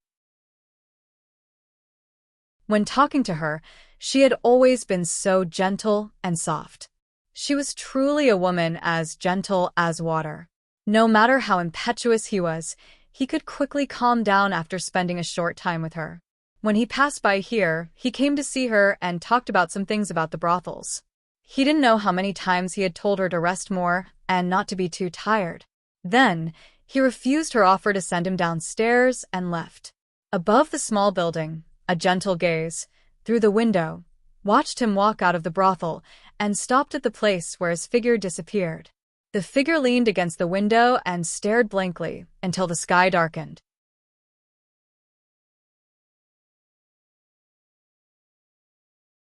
Chapter 806. In the hibiscus garden, the warm sunlight shone on the square in front of a palace. Jing Emperor was basking in the sun while rocking his chair comfortably. He smiled as he looked at the children who were playing and running in front of him. It was not until he was tired that he yawned and asked, "How's the matter at the academy?" Standing in the sun like a pole, motionless for half an hour, the figure finally moved and said, "Although His Highness is busy with government affairs every day, he has never neglected the matter of the academy. Now the academy in the capital has already started construction. The 5 states near the capital have also begun the construction of their respective academies. However, His Highness seems to have encountered trouble in another matter." Changde said a few words, and Jing Emperor frowned slightly. "The Yu family?" Changde nodded and said, "I am afraid that the Cui family is behind the Yu family.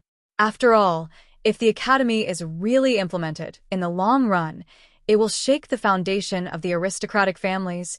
The imperial court's paper shops are distributed to various yamens. They can't take out too much to give to the academy. The Yu family is indeed a problem." Jing Emperor thought for a moment and asked, "How did Emmingse deal with it?" "His Highness sends people to discuss with the Yu family every day. It seems that they have just reached an agreement, but the price is a bit too high."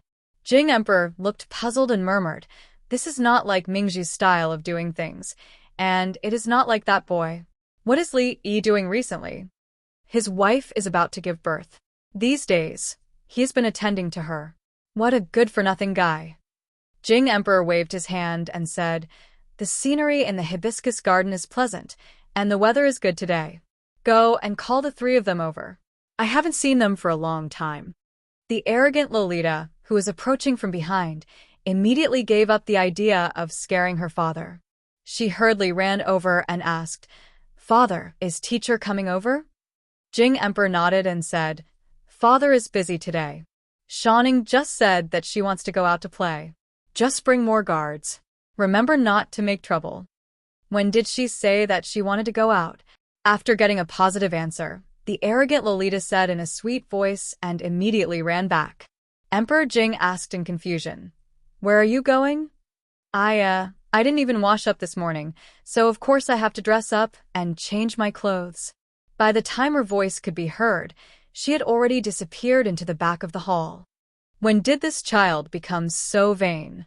Emperor Jing said doubtfully. He waved his hand and said, "Ask the catering company to prepare today's banquet." Just as Li Yi was about to leave, a eunuch came to his door and said that His Majesty had summoned him to Farong Garden. After finding out the cause of the matter, he learned that the eldest princess and Li Xian had also been summoned, so he didn't think too much about it.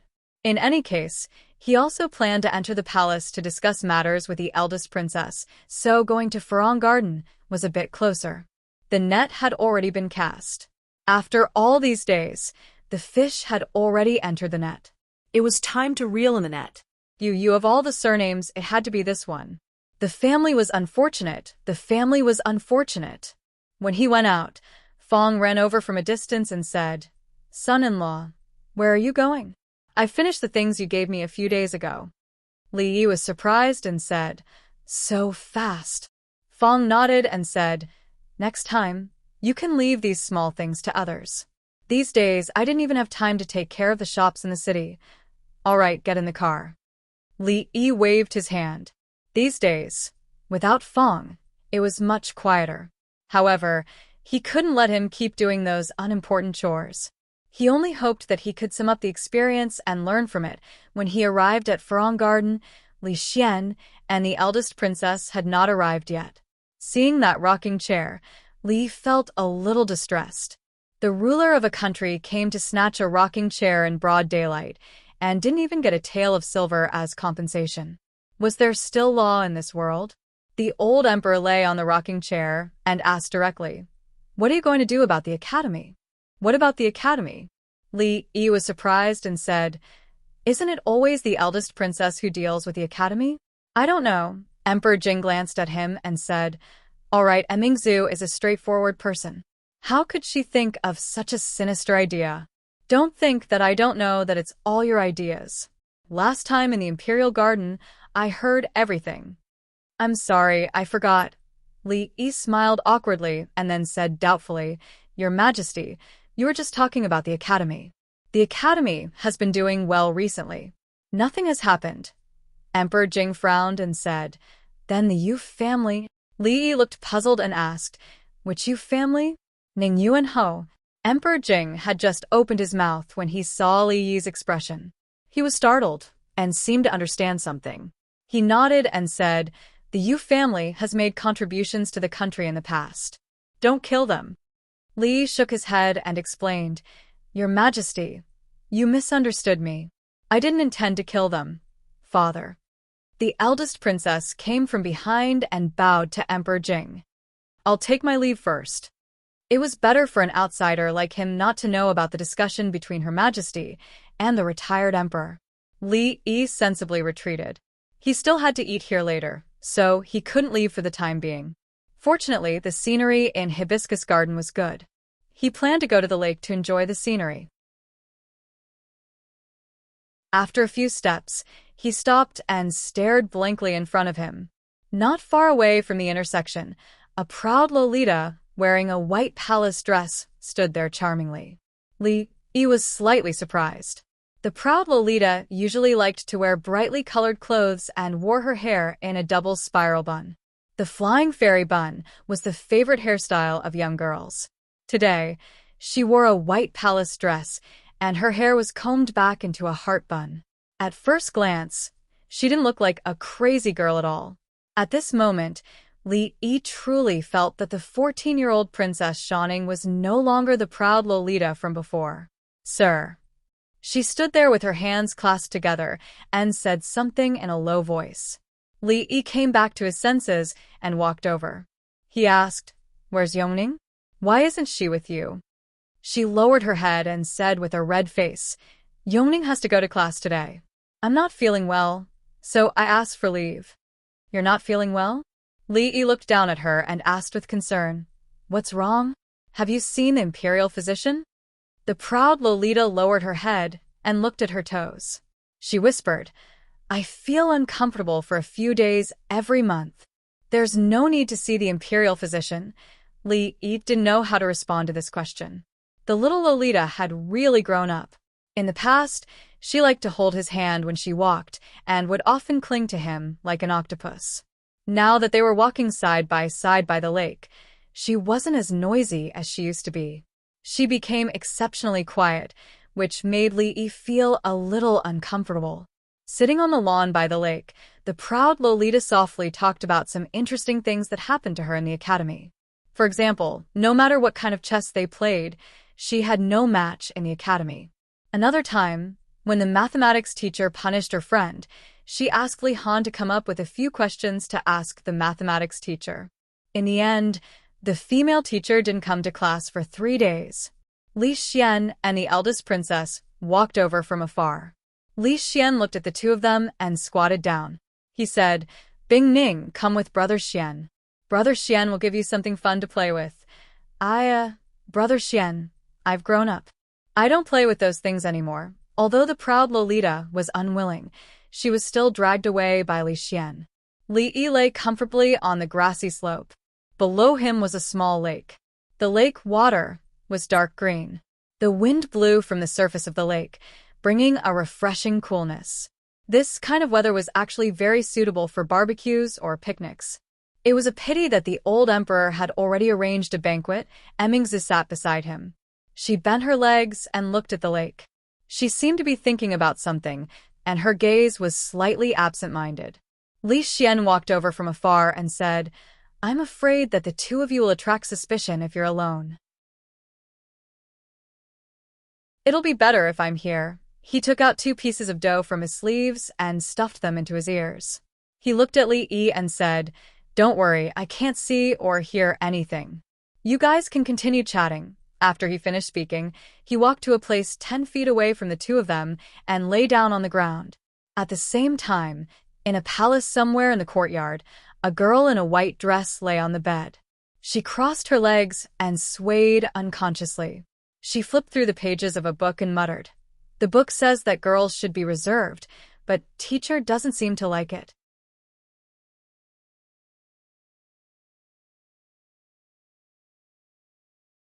Chapter 807. Being an emperor was actually very difficult, and being a diligent emperor was even more difficult. The old emperor was very diligent in political affairs, so his health was deteriorating day by day.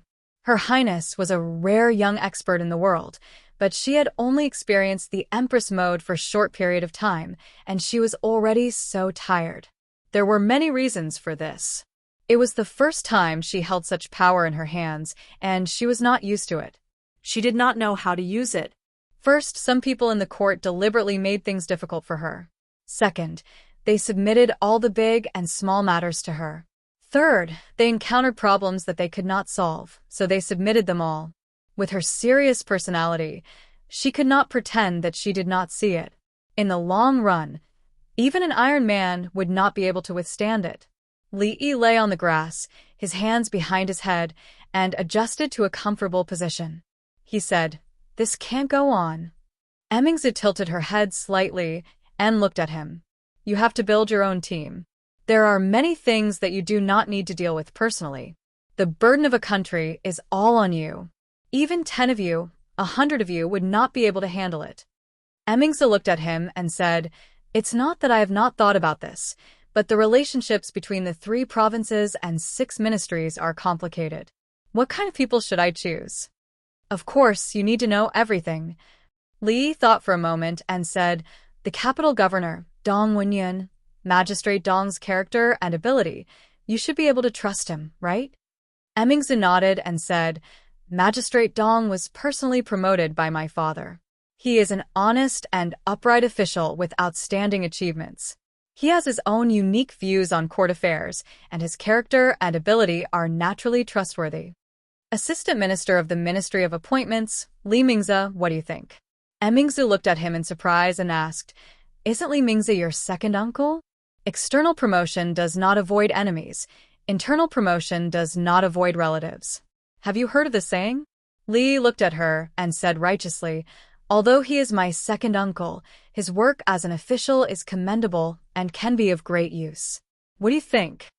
That's true. Emmingzi nodded and said, "If that's the case, then Assistant Minister of Revenue Tsing Shichen's ability has always been outstanding.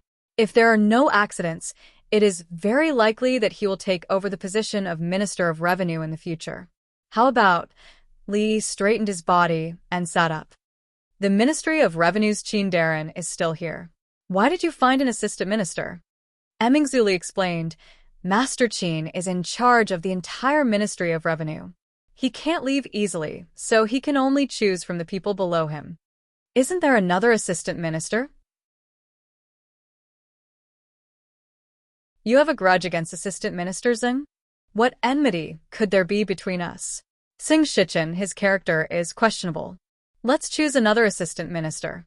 Li Yi pursed his lips and said, Besides, we don't avoid enemies and relatives. Even if we do have any enmity, it won't affect this matter. As an outsider, he ran to Willow Alley all day. Sometimes, before it was time for the yamen to open, he would still be there. This kind of person who came to work early and left early had no organization or discipline and only wanted to muddle along. Could he take on a big responsibility? The other assistant minister of the Ministry of Revenue hasn't made any contributions in many years. Emingzuli nodded and said, Then, I will consider the candidate for the Ministry of Revenue. Li Yi thought about it and said, Also, what do you think about the Wang family of Luochuan? Let me interrupt. Li Xian, who was lying on the other side of the grass, rolled over and said, The Wang family has always been loyal to the emperor and patriotism. Naturally, they are trustworthy. Saying this, he turned over again. I'm done. You can continue. Needless to say, the Wang family. In addition, one person must be selected from each of the 6 ministries. The Hall of Governmental Affairs, the school, these places also need to select some people. Based on the principle of not avoiding enemies and relatives, the 2 of them excluded all the officials of the King of Shu. The selected officials were either outstanding or had relations with the princess's mansion and were trustworthy. After going through these names in his mind, Li Yi said, As for the Ministry of Penalty, there won't be any problem if Lu Yi takes care of it. By the way, the magistrate of the capital city, Lu Dao, is also a rare talent. Emingzuli nodded and said, Indeed, Magistrate Lu is very meticulous. The affairs of the academy are complicated, and ordinary people can't handle it. If I hand it over to him, there shouldn't be any mistakes. Achoo! The magistrate of the capital city, Lu Dao, turned his back and sneezed. Then he turned his head and rubbed his nose. He picked up the chopsticks again and said to Mrs. Lu, Boil some ginger soup for me later. I was busy until midnight yesterday. I'm afraid I caught a cold. Madame Lu glanced at him and said in a resentful tone, So you still know to work until midnight. Ahem. Magistrate Lu coughed twice, which meant that the child was still there and they shouldn't talk about these things. When he was about to pick up some food, he noticed that his daughter, who was sitting across from him, was looking at him, then at her mother, then at her older brother. Finally, she took out the small mirror that she had spent dozens of taels of silver to buy from her bosom and looked at herself for a while, muttering something to herself. Magistrate Lu frowned and knocked on the table, asking, What are you muttering to yourself instead of eating? After coming to the capital city, he was particularly strict with his children. Fortunately, both of them didn't let him down. His son had excellent grades in the arithmetic college, and his daughter was also one of the best in the women's college. Therefore, his tone of reprimand at this moment was not very strict. The girl said with a smile, Hee, both father and mother have single eyelids. My brother and I also have single eyelids. We are both born by our parents. Magistrate Lu was stunned and said with a sullen face, What single eyelids and double eyelids? What nonsense are you talking about? How can you and my brother not be born by our parents? It was said in the science class. The girl said with some pride, Young Mr. Qin said that if both parents have single eyelids, their children will also have single eyelids. If both parents can't distinguish between red and green, their children can't distinguish between red and green. Nonsense. Magistrate Lu ate a mouthful of rice and said, Prince Cheng and Princess Cheng can't distinguish between red and green, but the little commandery princess can also distinguish between red and green. The reason why he was so clear about this matter was that a scandal happened in Prince Cheng's mansion 2 days ago, which was discussed in the capital city. For some unknown reason, Cheng Wang, who had always been known for his honesty, actually acted against Cheng Wang Fei and his fu, and even chased her back to her paternal home. He had also heard some rumors that said, said that Cheng Wang's daughter wasn't his own. The little commandery princess dropped out of school 2 days ago. The girl looked at him, stuck out her tongue, and said in a small voice, I don't know why she suddenly dropped out. I have one less person to talk to in the college. Magistrate Liu was stunned for a moment, then waved his hand and said, even if it's not distinguishing between red and green, it's really like this. What does single eyelids and double eyelids have to do with whether or not they are biological? It's just nonsense. If you don't believe me, I'll give you an example then. At a certain point, Magistrate Liu's body suddenly shook and his voice stopped abruptly. No. The girl shook her head and said, young Mr. Qin said that if the parents have double eyelids, the children may have single eyelids. If the parents have single eyelids, the children can't have double eyelids, unless. Magistrate Liu's face was pale and his body trembled. The bowl in his hand fell to the ground and broke into pieces, but he didn't care about it at all. He slumped on the chair and murmured, impossible. This is impossible. Master, what's wrong with you? Seeing this scene, Mrs. Liu was so scared that her face turned pale. She hurriedly stood up and said loudly, hurry, go find a doctor. I'm afraid the master has a stroke. Magistrate Liu climbed up from the chair, looked at his daughter and asked, do all the students in your women's college know about this? No, they are all unwilling to take the science course. Only a few of us, the girl said with some regret. Young Mr. Qin said that this was all said by Marquis Li. It's not written in the book. No one wants to listen, so she won't teach it in the future. Magistrate Liu had already sat back in the chair. His face was a little better than before, but he still couldn't help murmuring, this is impossible. This is impossible.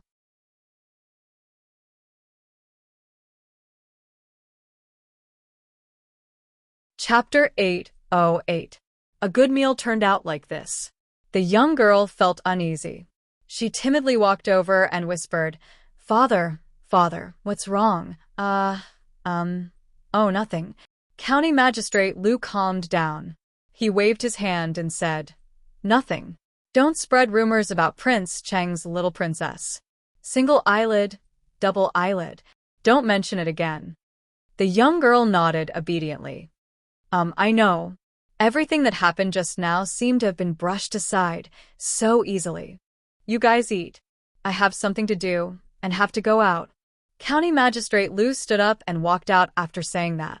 When he walked to the door, he stopped and asked, oh, you just said that these things were taught by County Marquis Li. Which County Marquis Li?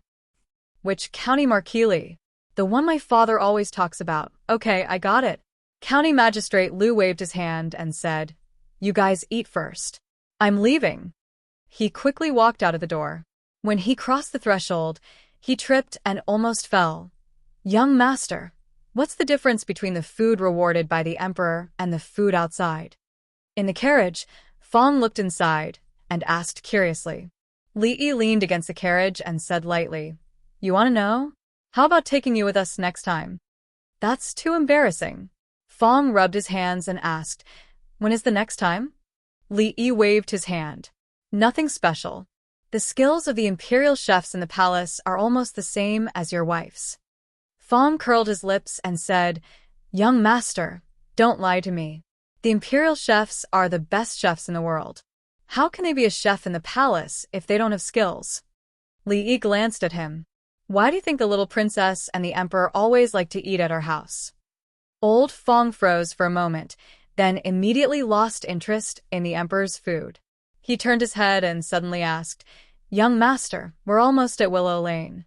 Do you want to go in and sit for a while? Since you're here, sit for a while. Li Yi nodded and got off the carriage. Watching him walk into the alley, Fong comfortably leaned against the carriage. He let out a long sigh and said, I'm so tired these days. It's better to follow the son-in-law. The sloppy old man, who had been sitting at the side with his eyes closed, suddenly opened his eyes and asked indifferently, do you know why your son-in-law didn't let you follow him these days? Fong glanced at him and said, because the son-in-law has other, more important things for me to do. Because you talk too much. After the sloppy old man finished speaking, He closed his eyes again. You are jealous. Fong glanced at him from the corner of his eyes and ignored him. He was really exhausted from the past few days.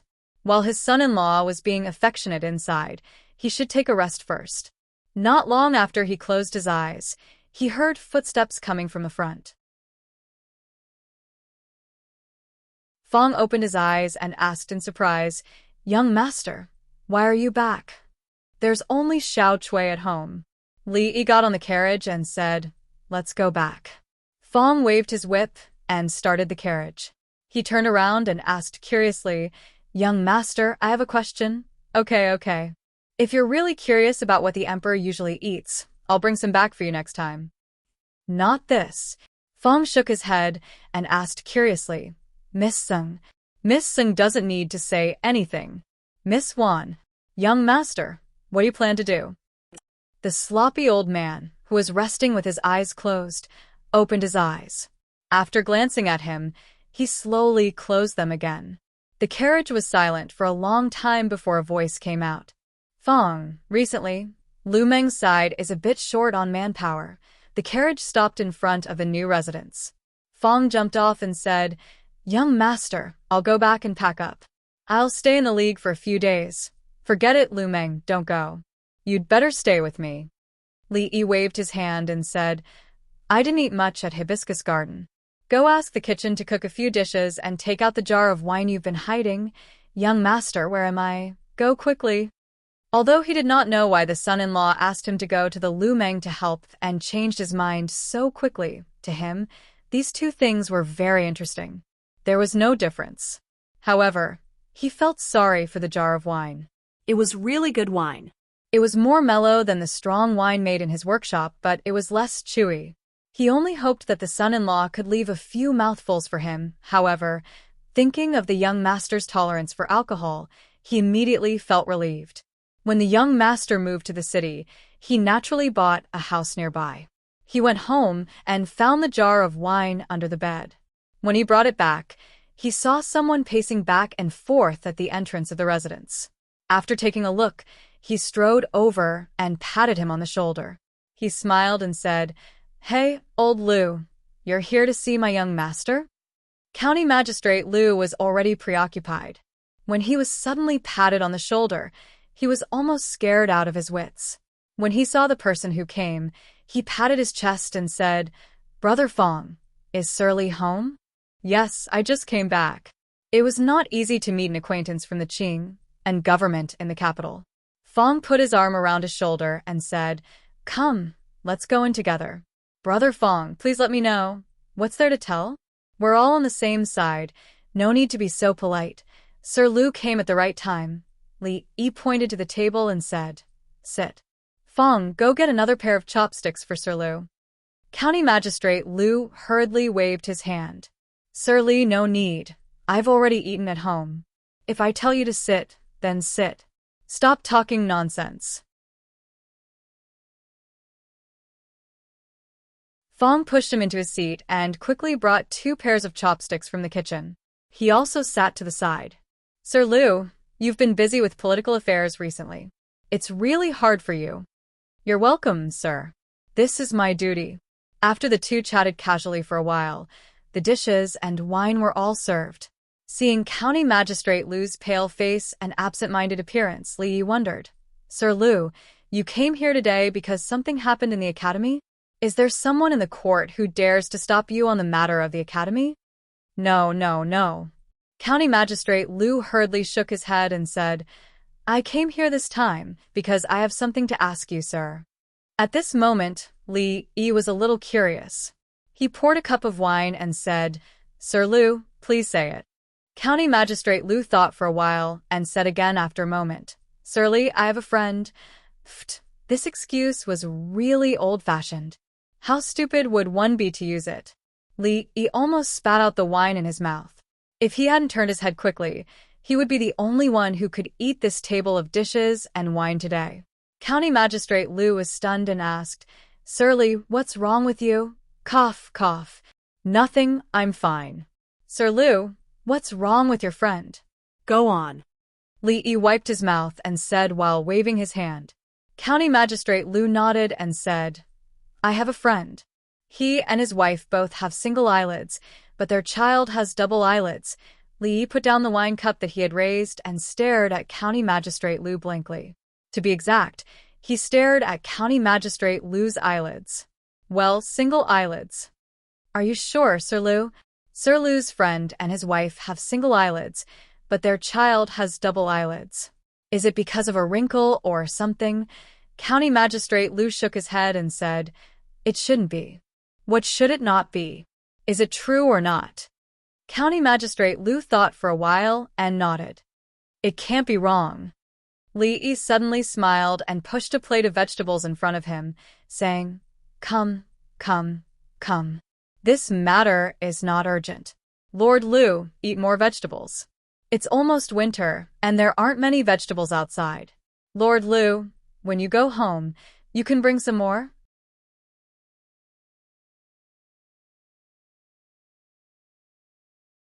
Chapter 809. I've already eaten at home. County Magistrate Lu looked at the plate of green vegetables in front of him and was startled. He said, Lord Li, I just want to ask. I suddenly had an inspiration and came up with a poem. Why don't you help me analyze it? County Magistrate Lu was startled again. He cupped his hands and said, Lord Li is the #1 scholar in the imperial court with unparalleled talent in poetry.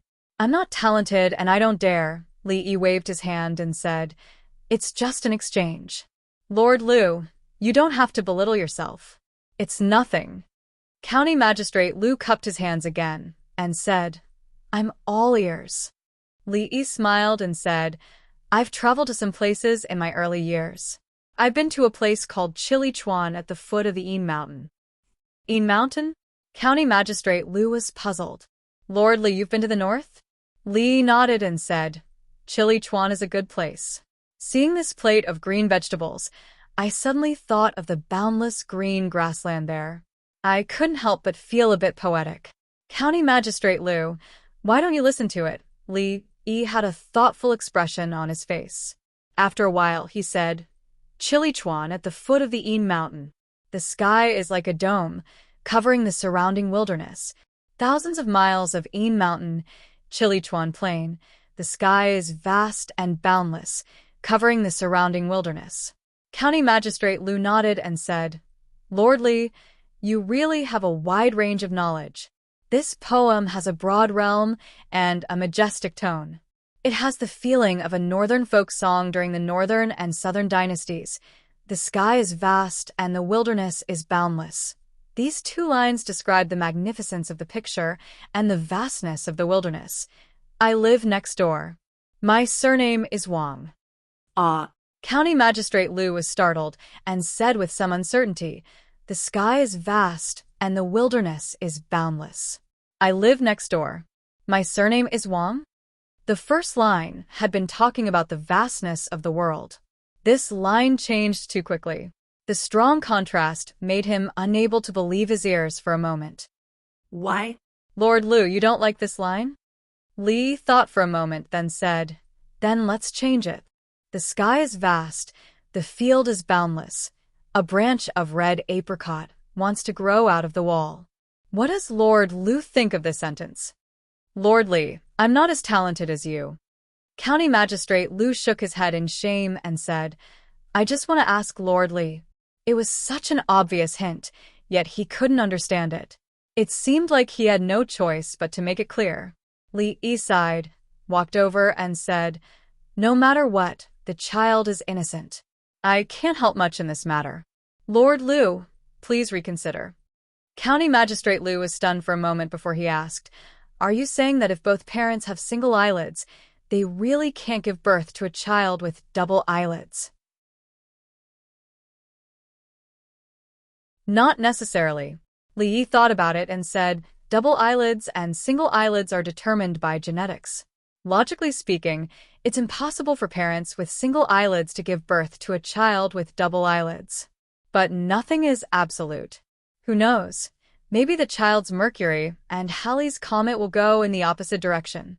If we don't save it, we won't change our fate. Fortunately, after practicing martial arts, he had deliberately exercised his body, and even his lung capacity had increased a lot. He didn't even gasp for breath when he said so many words. Li Yi took a sip of tea to moisten his throat. Then he looked at County Magistrate Liu and asked, "Lord Liu, do you understand? Mercury, comet, Halley, died body?"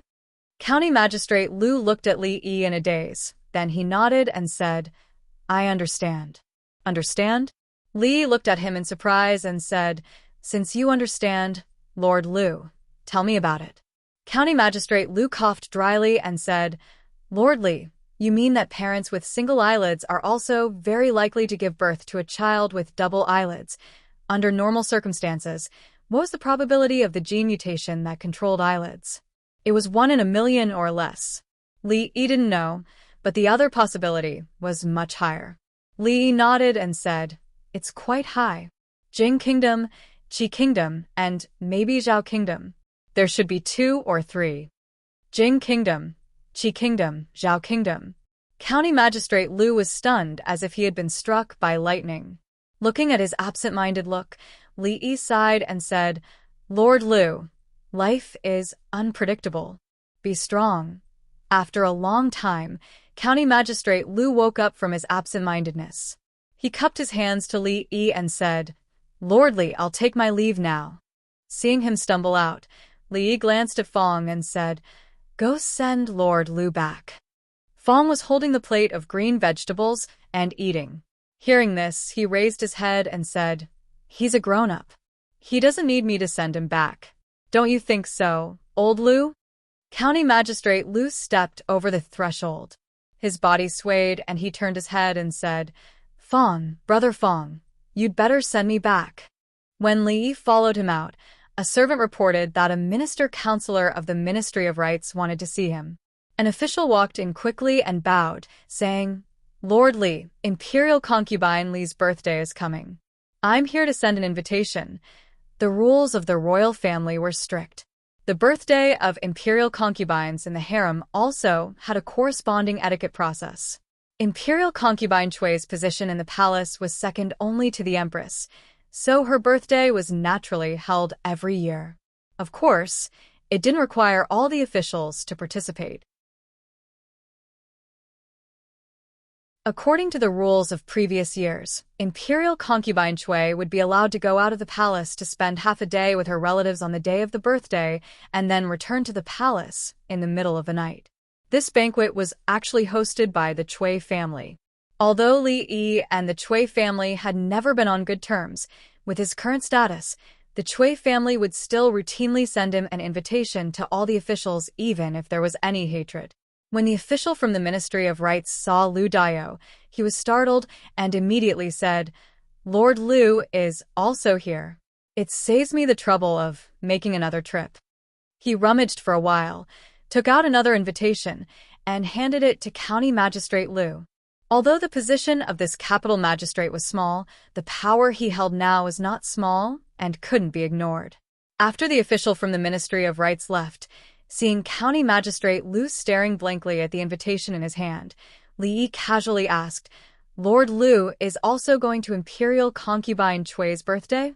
I was invited last year, and went once." County Magistrate Liu nodded and said, "It's not good for me to refuse such a thing." His eyes flickered. "I'm afraid I have to go again this year." Li nodded and said, "I won't go to Imperial Concubine Chui's birthday, but I still have to send the gift.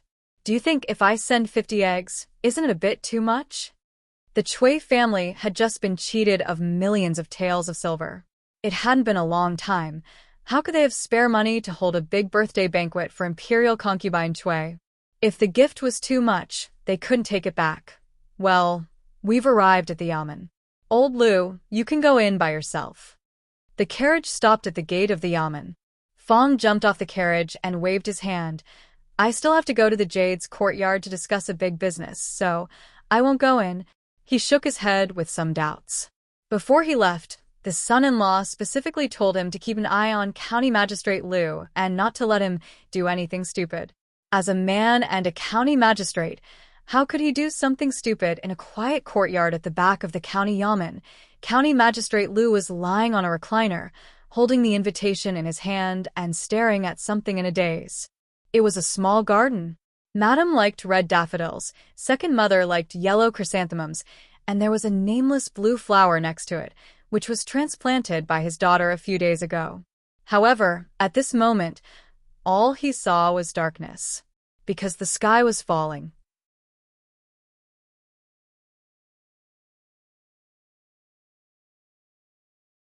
Chapter 8:10. I'm not very familiar with some of the people here, but since you've chosen them, they shouldn't be too far off. Li put down the list in his hand and said, "That's it. Let's settle it for the time being." After a while, we'll have another assessment." The eldest princess nodded. She thought of something and said, "Today is Imperial Concubine Chui's birthday. Although you don't get along well with the Chui family, according to etiquette, you should also send a gift. Otherwise, I'm afraid it will attract criticism." The old madam had already warned him about this matter 2 days ago. According to etiquette, with Imperial Concubine Chui's rank, there were only a few people in the harem who were higher than her. After all, she was an imperial concubine. Since the Chui family had sent an invitation, even if he didn't intend to go in person, he had to prepare a gift to not appear disrespectful. Nowadays, he carried too many titles and wasn't as carefree as before. There were some things that he still had to pay attention to. Then send a few boxes of fresh vegetables. They're green and not commonly seen in this season. In the future, it would be very inappropriate to give such a gift, not to mention that it was given to an imperial consort. However, it was different here. In the current season, a handful of fresh vegetables could not be bought with money. In the past, when the old emperor bestowed the important officials, which of the vegetables were not wilted, they were definitely not as green as the ones he gave himself. That's fine. Although this gift isn't heavy, it's just a token of appreciation. Emmings nodded and said, "A few years ago, the Chui family failed to win over Prime Minister Shen. The Shen family only sent an ordinary painting. Those important officials in the court who were unwilling to take sides were probably the same. Let's leave this matter as it is. Recently, there hasn't been any major events in the court. After this matter, you should rest for a while." Li warned her, got up and said, "I'll go back first. I'm boiling soup at home. It should be almost done." He didn't know if it was because she was about to give birth in 2 months, but Rui had recently lost her appetite.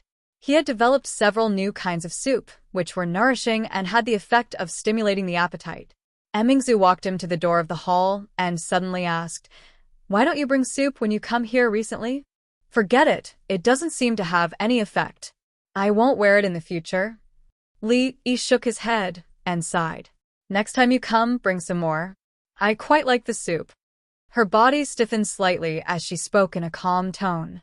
Then she turned around and walked back into the bedroom.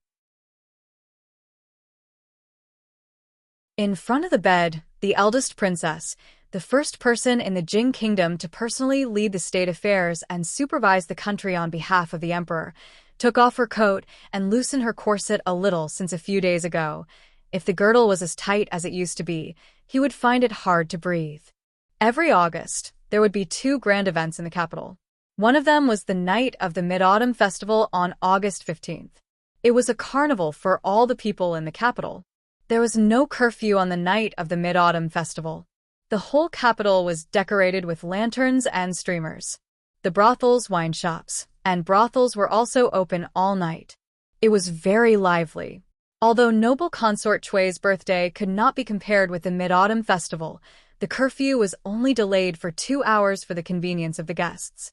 However, on August 23rd, the carriages and sedans lined up in front of the Chui family's house occupied at least 2 streets.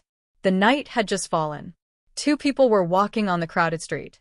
One of them looked ahead and said in surprise, "Your Excellency, during noble consort Chui's birthday last year, the carriages and sedans of the guests were all lined up here, right?" County Magistrate Liu nodded and said, "I remember that there was a whole street less this year than last year." Detective Zhao thought for a moment and said, "No wonder. At this time last year, the King of Shu was still in the capital. Many officials naturally had to give face to the King of Shu." County Magistrate Liu did not continue, But he knew in his heart that even if the king of Shu was still in the capital today, the scene in front of the Cui family's house would not be much better than now. That was because some of the owners of the carriages that had been parked here last year had died. Some had been imprisoned, some had their properties confiscated, and some had been exiled. Some felt that there was no need for them to come here this year or in the future. Detective Zhao did not continue this topic, but asked again, "Your Excellency, are you still going to put down the gifts and go in for a while this year?" County Magistrate Liu shook his head and said, "You wait outside for a while tonight. You have sent such a generous gift, you have to eat some of it back." At this time, there were not many guests in front of the Cui family's house. County Magistrate Liu walked over and handed over the gift list. A servant of the Cui family looked through it and immediately bowed and said, "Your Excellency, please." In a side hall of the Cui family's house, Cui Qingze, the master of the Cui family, was holding a thin book in his hand with a slightly gloomy face. "Is that all?" The servant of the Cui family beside him said in fear. "That's all." Behind him, a middle-aged man had already stood up, and his face was extremely gloomy. All. The number of people coming to the house this year is not even half of last year's. Do they really think that the Cui family will collapse when Her Highness goes to Shuzhou? Another voice came from behind. Could it be that it's not the right time yet and many people are on the way? However, this voice was very low, as if even the owner of the voice knew that he did not have any confidence in saying this. Too many things have happened in the past year. Cui Qingze put down the book in his hand, took a deep breath, and said, "Don't mention this again. Her Highness will be here soon. Get ready." The Cui family's house today was not as lively as in previous years. The mansion was still crowded. Although the King of Shu's party was temporarily depressed, they were still a force that could not be ignored in the court. Some important guests would naturally not be with the majority of the people. In another quiet hall, the environment was much quieter than the other places in the mansion. His Majesty values filial piety very much. This time, for Her Highness's birthday, he did not allow Her Highness to return to the capital. The memorial jointly submitted by the Ministry of Rights was rejected as soon as it was submitted. Now, he wants the eldest princess to govern the country. What do you think His Majesty is thinking? There were only a few people in the hall. At this time, the one who spoke was the Assistant Minister of the Ministry of Rights. It seems that what Her Highness did last time really touched His Majesty's reverse scale. "Sai, I don't know who gave Her Highness the idea, but we didn't know anything. Otherwise, things would not have come to this. In the past year, you have seen how much we have lost. The Cui family today is completely incomparable to a year ago. Now, they want to build an academy and help the poor. Whether it is in the court or among the people, our influence cannot continue to be stable. Every year on Imperial Consort Cui's birthday, the officials and nobles in the court who had sided with the King of Shu would gather. It was a crucial day for the King of Shu's faction to plot together. Several people in the hall conversed softly. At a certain moment, someone suddenly raised his head and asked, "Now that Her Highness is in a difficult situation, I wonder what Assistant Minister Xing thinks." The few of them turned their gazes over. Although the Zeng family had only risen in recent years and had a weak foundation, it could not be compared to families like the Cui family and the Qin family. However, Xing Shichen was an extremely powerful person.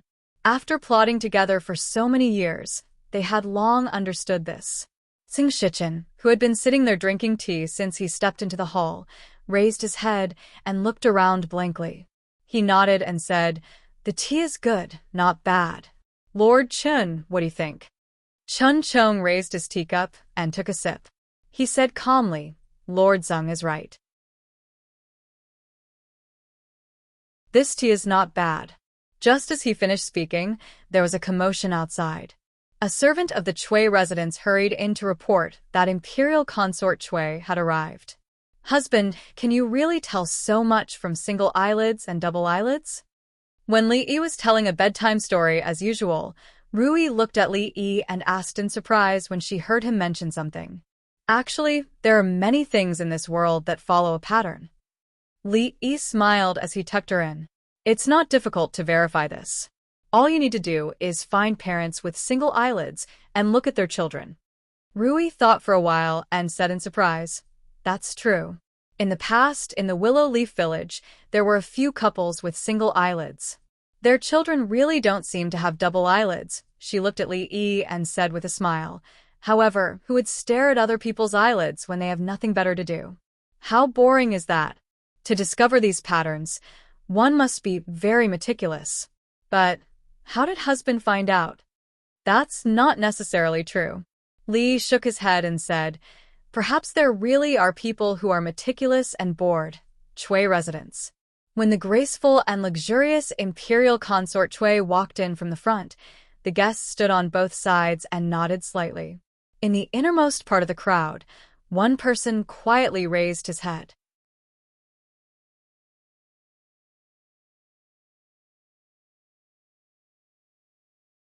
Chapter 811.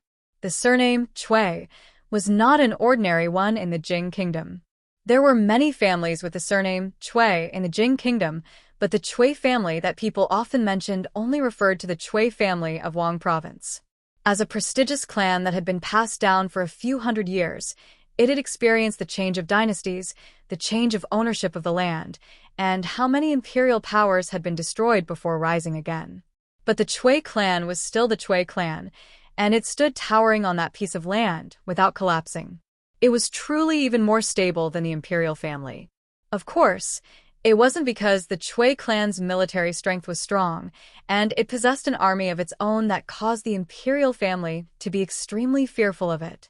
It was instead because the Chui clan had been passed down for a few hundred years, and it was even to the extent that the Chui clan had an extremely high prestige in the hearts of the scholars in the Moon Prefecture, the neighboring prefectures, and even the entire world. It was easy to destroy the Chui family, but at the same time, it also destroyed the people's trust in the royal family. Therefore, even decades ago, when the Chui family was at its peak and could even control the court, the royal family did not take any extreme measures against the Chui family. Of course, since the emperor ascended the throne, he had deliberately supported the poor and adopted a strategy of slowly nibbling away at the power of the noble families in the court. In the past 20 years, the Chui family's influence in the court had been greatly weakened. Especially in this year, the Chui family's arrangements in the court for more than 10 years had almost suffered a destructive blow, and their reputation was no longer as strong as before.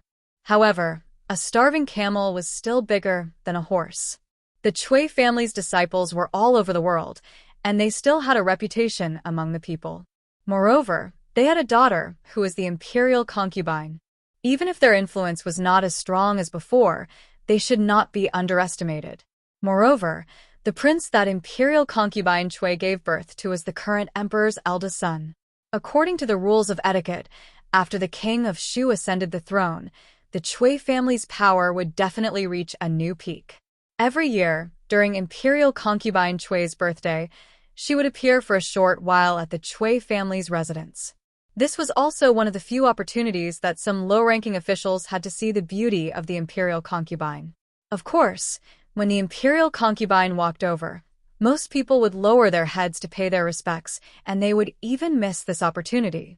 Therefore, no one noticed that in the crowd, the governor of the capital, Lu Dao, had lowered his head and looked at imperial concubine Chui, who was walking over slowly. Then he lowered his head again and moved his lips without making any sound. If someone knew how to read lips, they would naturally be able to read what he said. "Damn it, it's too far. I can't see it clearly." It was the birthday of the noble consort.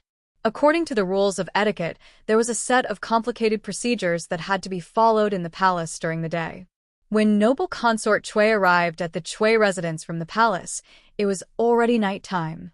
Even though the Chui residence was brightly lit with lanterns and streamers, it was not difficult to see noble consort Chui's appearance from the back of the crowd at a distance of half a zhang. However, if one wanted to see more details, such as the color of noble consort Chui's lipstick, whether she had too much makeup on her face, whether she had a single eyelid, and so on, he couldn't see these clearly. Family concubine family, leaf family members. Although imperial concubine Chui was born in the Chui family, her identity had changed since she entered the palace. Her relationship with the Chui family had changed. Therefore, when she walked in slowly with the help of a palace maid, the head of the Chui family and the members of the Chui family were waiting respectfully in front of her. In the crowd, a minister of the Ministry of Rights lowered his head and waited for Imperial Concubine Chui to walk past him. He was still thinking, I don't know what Imperial Concubine Chui looks like. Last year, I didn't dare to raise my head. This year, I'm standing a little forward, but I still don't dare to raise my head. Just when he was hesitating whether he should glance at her or not, he suddenly felt a huge force behind him. He staggered and fell forward. Thump. The Minister of the Board of Rights knelt on the ground. Before he could get up, he felt something pressing down on him from behind. Then there was a panicked voice. Who pushed me just now? Clang. Several guards rushed out from behind Imperial Concubine Chui. They unsheathed their weapons and pointed at the two people in front of them. Who are you? His eyes were blinded by the cold light on the tip of the saber. The minister of the Ministry of Rights had just stood up when he slumped back down. A middle-aged man got up from the ground and said in a panic, I don't know who pushed me from behind just now and disturbed your highness. Please forgive me. What's going on? Who are you? The head of the Chui family and the rest of the Chui family hurried over and asked with a gloomy face. The surrounding officials were also stunned because of this matter. Some people recognized the identity of the two men and immediately whispered to each other. Isn't that Minister Zhang of the Ministry of Rights? That seems to be Lord Liu, the capital magistrate. Why did the two of them run out? They said they were pushed by someone. Who would do such a senseless thing? Only then did the head of the Chui family, Cui Qingze, realize that it was a false alarm. He relaxed and was about to speak with a frown when Imperial Concubine Chui's voice came. Since there's nothing else, forget it. Go in first. Thank you, Your Highness. Your Highness is generous. County Magistrate Liu respectfully stood where he was and bowed to Imperial Concubine Chui. When he raised his head, his face was full of gratitude and respect. Then he returned to where he was and stood there respectfully. Imperial Concubine Chui was indeed Imperial Concubine Chui. Her eyes were probably the most beautiful single eyelids he had ever seen. The head of the Chui family vaguely glared at County Magistrate Liu and the Minister of the Ministry of Rights. Then he turned his head and stretched out his hand, saying, Your Highness, please. Although today was Imperial Concubine Chui's birthday banquet, for most people, they could only glance at Imperial Concubine Chui when they lowered their heads. After Imperial Concubine Chui and the core members of the Chui family entered the main residence, the atmosphere outside began to warm up again. When fireworks began to bloom in the sky above the Chui residence, Yu Dingfeng, the patriarch of the Yu family, who was sitting at a table in a hall, smiled and said, If you want to talk about fireworks, you'll have to depend on Duke Chen's residence. Brother Chui, next year, you'll have to learn from Brother Chen. The head of the Chui family smiled but did not speak. Chen Chong led the guards of the Qin family to attack the Yu family's residence and even tore down the main gate of the Yu family's residence. Although the Yu family later paid a price to settle the matter, the enmity between the two families was considered to be formed. Everyone present was an old fox. Everyone knew that although Yu Dingfeng's words seemed to be praising, they were actually saying that the birthday banquet of the third miss of the Qin family was far grander than even Imperial Concubine Chui's birthday banquet. The Yu family had made a great contribution in the matter of the academy. It could be said that they single-handedly hindered the development of the academy, allowing the Chui family and many other aristocratic families to preserve their power. Although the Yu family was not as deep-rooted as the Qin family, with the Yu family's achievements, in the eyes of the Chui family and His Highness, the King of Shu, it was only a matter of time before the Yu family surpassed the Qin family. In fact, Cui Qingze's attitude just now was already vaguely showing this trend. Beside the table, a trace of displeasure appeared on Chen Qing's face. However, Chen Chong acted as if he did not hear or see it. He pointed to a dish in front of him, turned his head and whispered to Tsing Shichen, who was sitting next to him, This dish is not bad. Lord Sing, please try it. After tasting it, Sing Shichen nodded and said, "It is indeed good." Lord Chen, why don't you try this? This scene caused many people to be puzzled. This second master of the Chen family, and this one from the Zheng family, other than occasionally discussing important matters together, had never had any contact. When did they become so close? At a table outside the hall, a few young people were toasting each other. Suddenly, one of them paused and suddenly said, "Look, who is that?" Everyone's eyes looked over. Lu Dao. It's him. He actually came today. Many young masters in the capital, including young Duke Qin, had suffered a lot in the hands of this county magistrate Lu. Everyone naturally had a deep impression of him. Xing Zijian looked over in confusion and murmured, "Doesn't this person always follow Li Yi's lead? Why is he here today? Could it be, is he expressing goodwill to the Cui family? I'm afraid it's a little too late to express goodwill now." Seeing Lu Dao, someone felt a dull pain in his buttocks and said coldly, "Xixin, why don't you go over and check him out? If he really has the intention to express goodwill to the Cui family, you can let him off for what he has done in the past. If he harbors ill intentions and has ulterior motives, today..." Cui Xixin nodded and stood up with a trace of a smile on his face. "This is the Cui family, a small capital magistrate." Haha, at the banquet of the Cui family, close friends gathered at the table, drinking and chatting. Since they were on the side of the king of Shu and personally came to attend the birthday banquet of the imperial concubine, they naturally kept in touch with each other. It was rare to see someone like County Magistrate Lu drinking alone in silence. Of course, it was precisely because he occupied a table alone in the corner that no one was willing to sit with him. Naturally, no one could hear the words he whispered while drinking alone. Single eyelid, double eyelid. Damn it, what is this?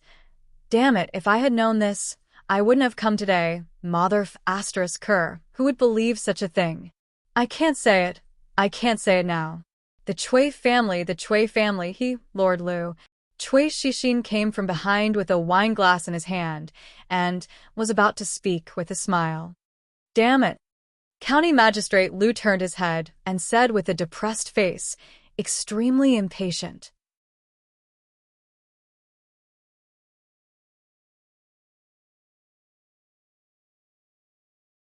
Chapter 812.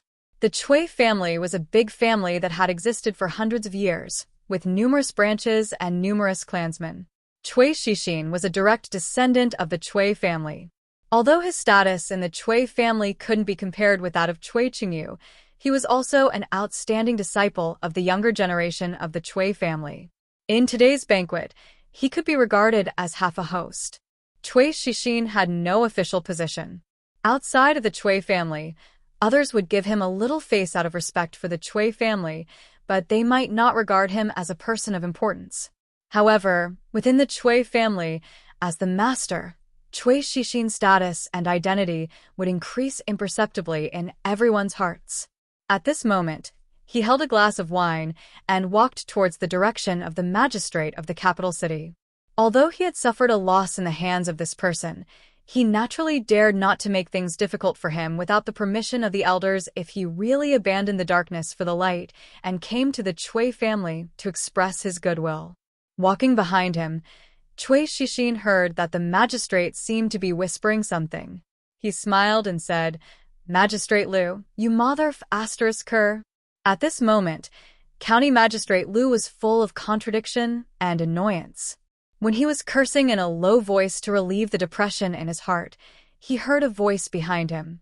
Therefore, he turned around subconsciously and uttered the following words naturally. Cui Xixin held a glass of wine, and the smile on his face froze. After hearing what he just said, his eyes gradually became cold. "What did you just say?" County Magistrate Lu was stunned. Then he reached out and patted his shoulder, saying, "You motherf asterisk cur.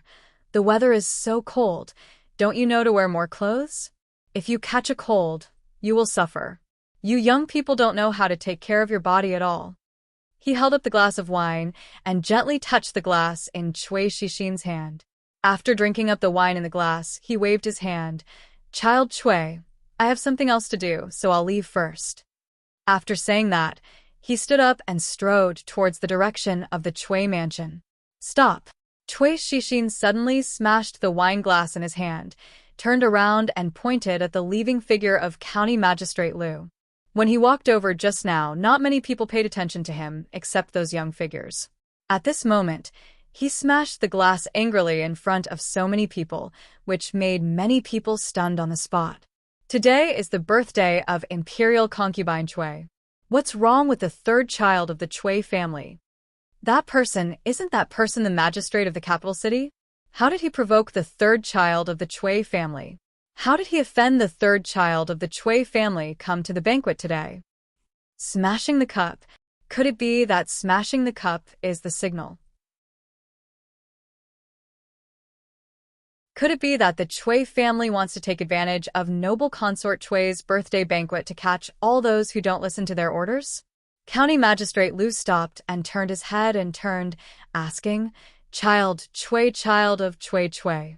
Chui Shixin glared at him. How dare you insult my mother?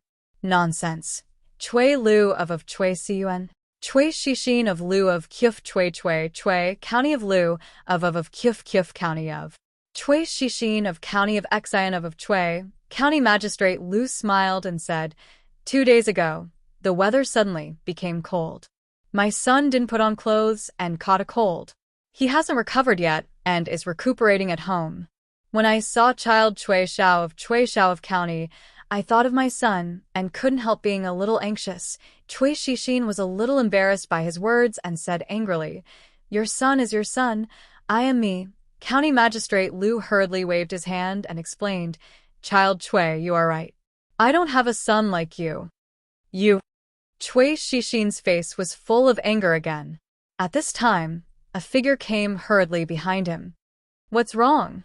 What happened? A middle-aged man walked out of the hall and looked at Chui Shixin. Chui Shixin pointed at County Magistrate Lu. After moving his lips, he lowered his head and said, Fourth uncle, it's nothing.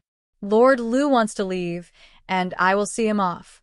He was very clear that the most important thing today was the birthday banquet of the imperial concubine.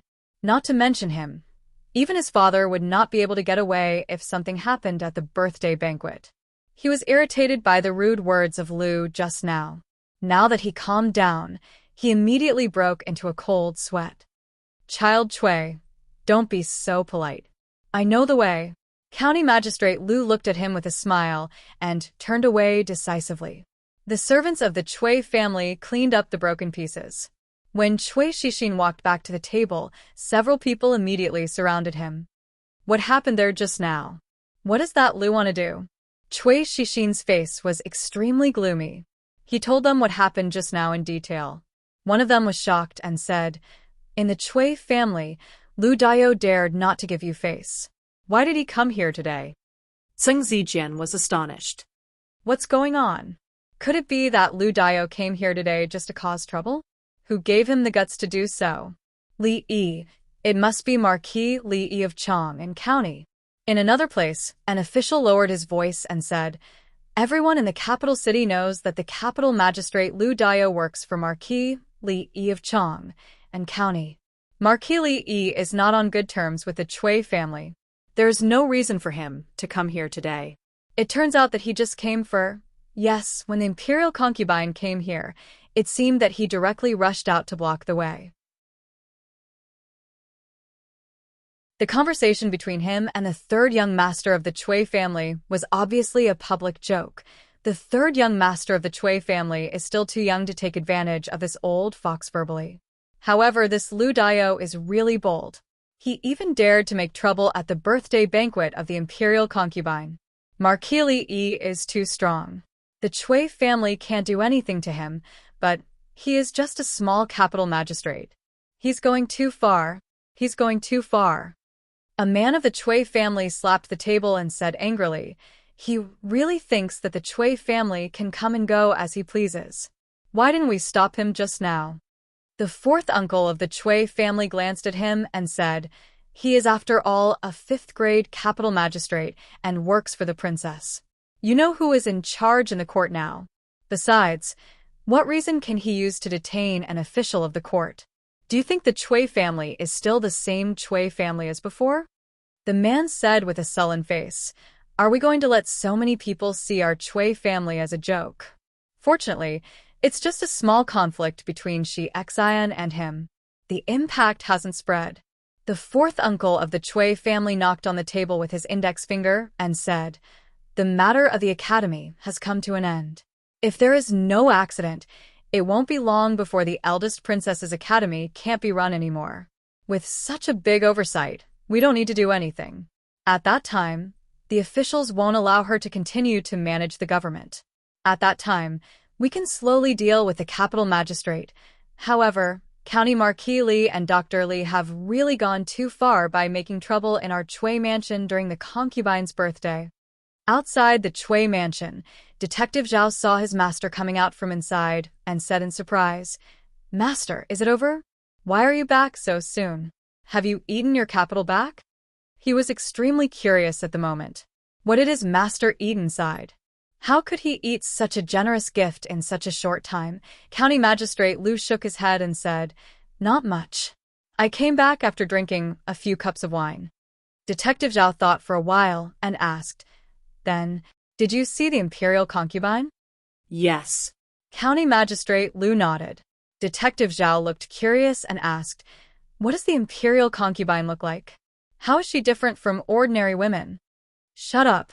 County Magistrate Liu glanced at him and said lightly, "A loose tongue can cause trouble. You can't talk about the affairs of the royal family at will. Do you want your head or not?" Detective Zhao was stunned for a moment and then came to his senses. He slapped himself and said repeatedly, "Master, please forgive me. I deserve to be slapped for my foul mouth. I deserve to be slapped. You'd better remember this." County Magistrate Liu looked at him and said in a low voice, "In the future, don't ask what you shouldn't ask and don't say what you shouldn't say."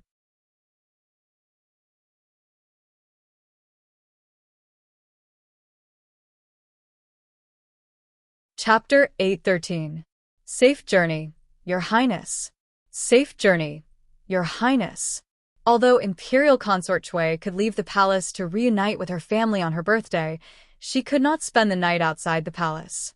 She had to return to the palace before the palace gates closed. At this time, the banquet at the Chui residence had not ended.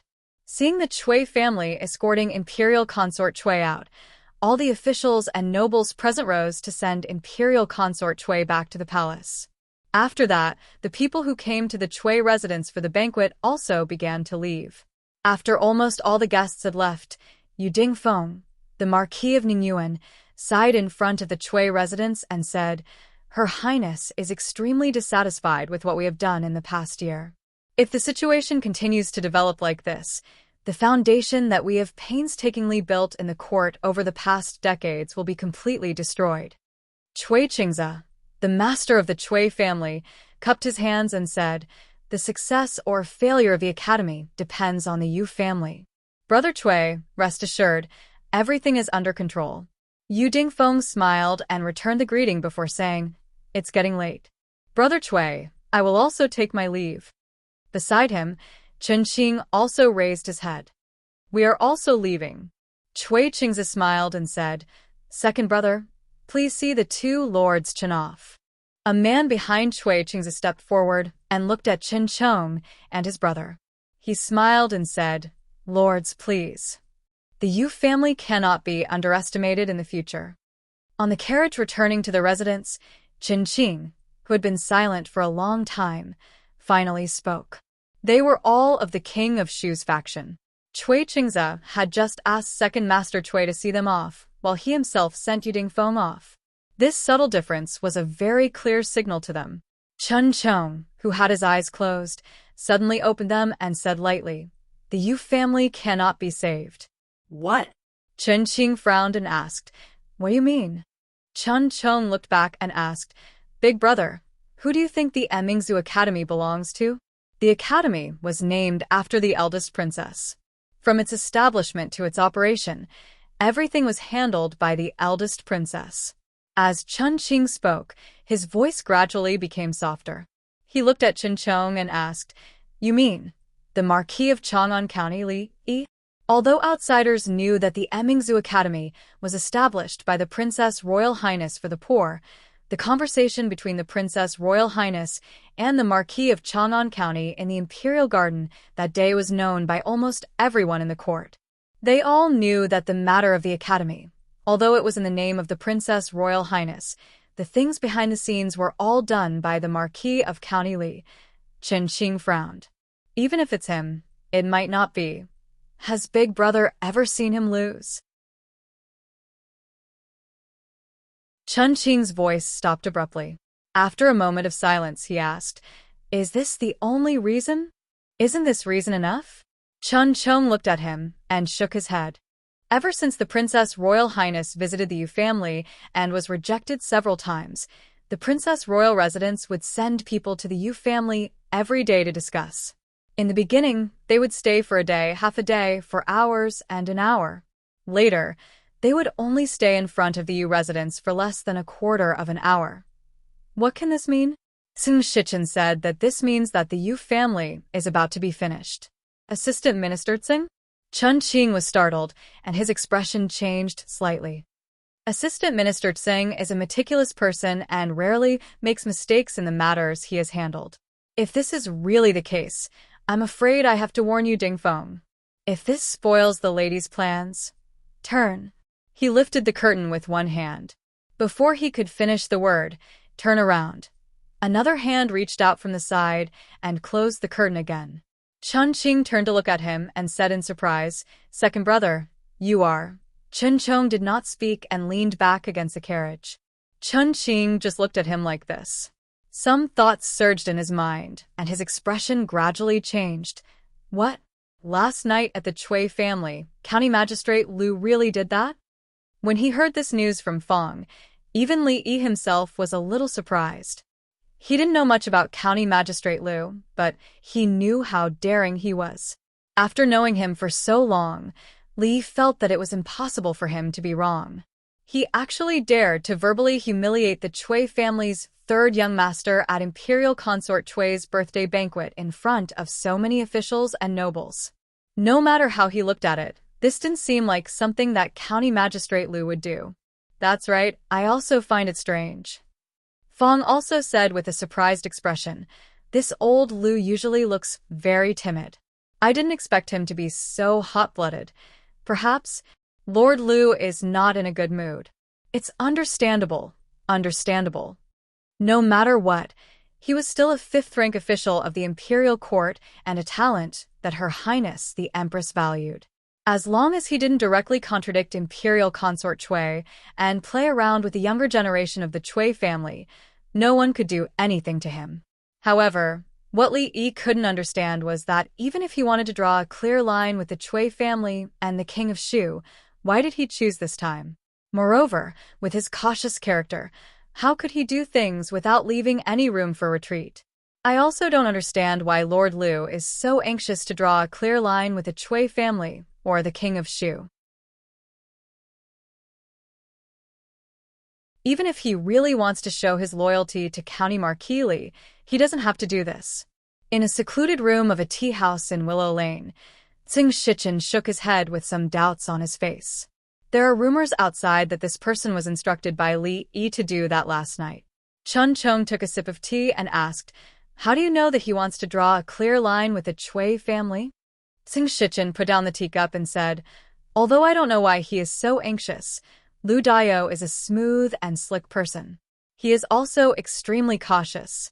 If there is no reason, he wouldn't do such a reckless thing. Especially his behavior last night. It seems that he deliberately put on a show for others to see. Cautious?" Chun Chong laughed coldly and said, "He is the bravest and most arrogant Jingdo magistrate in history. Many playboys in the capital have suffered at his hands. You say that he is cautious?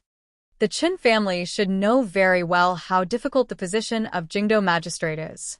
Xing Shichen glanced at him and said, "But this Lord Lu has done many arrogant things and offended many people. But his position is becoming more and more stable, and there is even a faint trend of him moving up. Lord Qin thinks that he is just relying on luck, but after what happened last night, I can no longer see through this person. Even you can't see through him. Chun Chong started and said, Dong Wenyun Lu Yi, and now, even this Lu Dio, what kind of people come out from Qing in prefecture? This person is acting so strangely. Something must have happened. However, we are not on his side, so it is not good to ask. He glanced down and said, Third mistress has come out. Official Chen should leave. Chun Chong stood up and raised his hands. Official Tseng is going down anyway, let's go together. Cut ties? In a private room in a brothel somewhere in the capital, a middle-aged man sat there. His eyes narrowed slightly as he muttered, Just what has happened? This person Lu Dio, the man beside him asked in confusion. Fifth master, what did you say? The middle-aged man withdrew his gaze. His eyes seemed to drift as he looked at the man and asked, Wu Er, how long have you been by my side? Yes. The man named Wu Er scratched his head and counted with his fingers. Yes, it's been a long time. So it has been that long. The middle-aged man stretched his body and said, Go downstairs and buy some preserved fruits from Fuji. After the man left, the middle-aged man reclined on the couch and looked down at the stage. He muttered, You family, who will be next?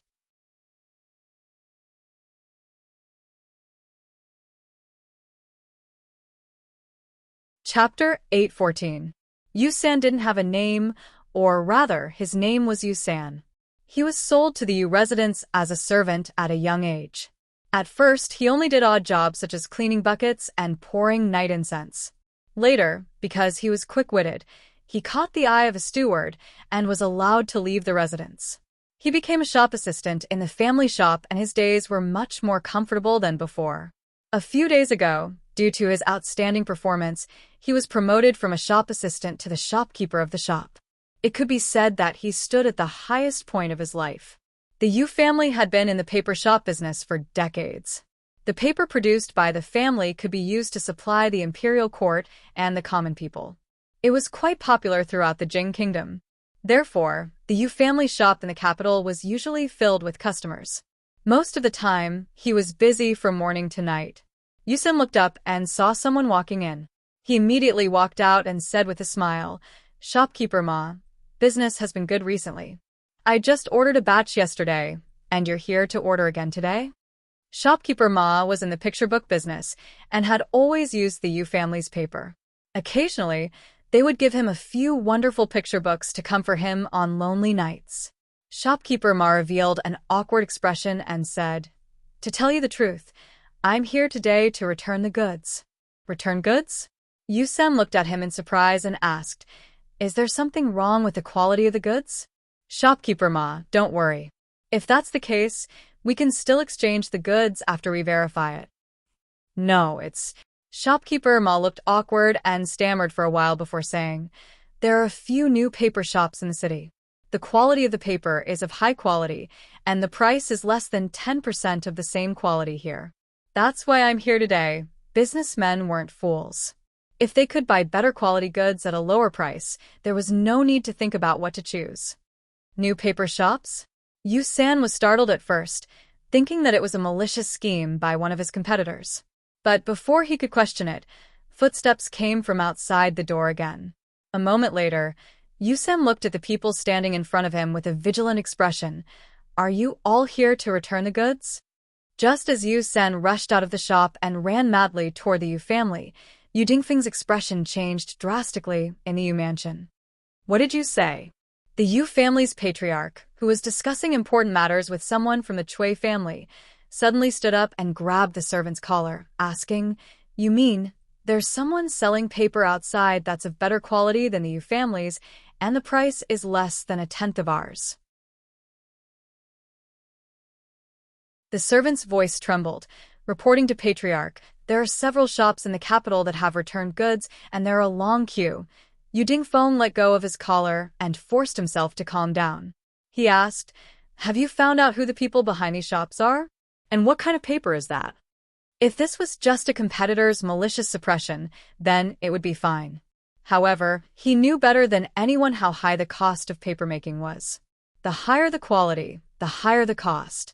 If he sold it at a low price, He wouldn't even be able to recoup the cost. Naturally, it wouldn't last long. If it was just a malicious suppression by a competitor, it would be fine. He knew better than anyone else how high the cost of making paper was. The higher the quality, the higher the cost. If they sold it at a low price, they wouldn't be able to recover the cost. Naturally, they wouldn't be able to last long. What's more, in order to let the Academy buy more paper at a high price so that they could profit from it, the Yu family had invested all their money and hoarded a large amount of goods. If and only if there was a cheap and high-quality paper on the market, causing no one to be willing to buy the Yu family's paper, then the Yu family would really be at the end of their rope. I can't find out their background. The servant looked at Yu Dingfeng and whispered, I've sent someone to check the quality of the paper. It's indeed of high quality and has never appeared on the market before. Before the servant finished speaking, the voice of the man surnamed Chui came over. Brother Yu, what's wrong with you? Brother Yu, wake up. After Yu Dingfeng's philtrum was pinched by the man surnamed Chui, he slowly regained consciousness. Only then did he feel a chill on his back. His countenance was even paler. Go, send someone to the princess mansion, he said. No. Prepare the carriage. Quickly prepare the carriage. I will go personally. Although the eldest princess had always lived deep in the palace, the princes and princesses could open a mansion outside the palace after they came of age. This time, the Academy's supply of paper had always been communicated with the Yu family by the people of the princess's mansion. Yu Dingfeng urged the coachman all the way. He didn't care if the imperial censor would see him driving the carriage around in the capital. He hurriedly got off the carriage when they arrived in front of the princess's mansion. After being brought into the princess's mansion, he waited in a side hall. He was nervous. He didn't know how many times he had brewed a cup of tea. He didn't see a female official slowly walk in until it was tasteless. Yu Dingfeng hurriedly got up and said directly, I'm here today to supply paper to the Academy. The female official looked at him and smiled. There are a few new paper shops in the capital. Do you know about them? Yu Dingfeng's legs went soft, and he fell heavily back on the chair. How could this be? How could this be? Chun Qing paced in the hall, occasionally glancing at Chin Chong, who was sitting there drinking tea. He said, It's only been a few days since that night. In other words, before that, someone had already been plotting against the Yu family? Isn't this normal? Chun Chong looked up at him and asked, What did the Chui family say? Chui Qingzi flipped the table on the spot. This is no longer just a matter of not stopping the establishment of the Academy. Chun Qing said irritably, This time, the Yu family has done their best to bring down the eldest princess. And it is because of this that there will be no more Yu family in the future. Chun Chong shook his head and said, Yu Dingfeng is too greedy. After the incident with the foreign merchants, the Chui family was greatly weakened.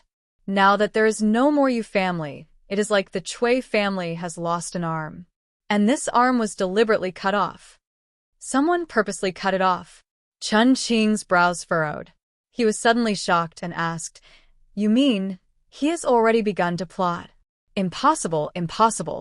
He only has a personal grudge with the king of Shu. He has never been close to any of the princes. Prince Jin is too young, and His Majesty has so many princes who have grown up. It can't be Prince Jin. This doesn't make sense, and it is not in accordance with the law. The only person he is close to is the eldest princess. Could it be that he wants to help the eldest princess ascend the throne? This is naturally impossible.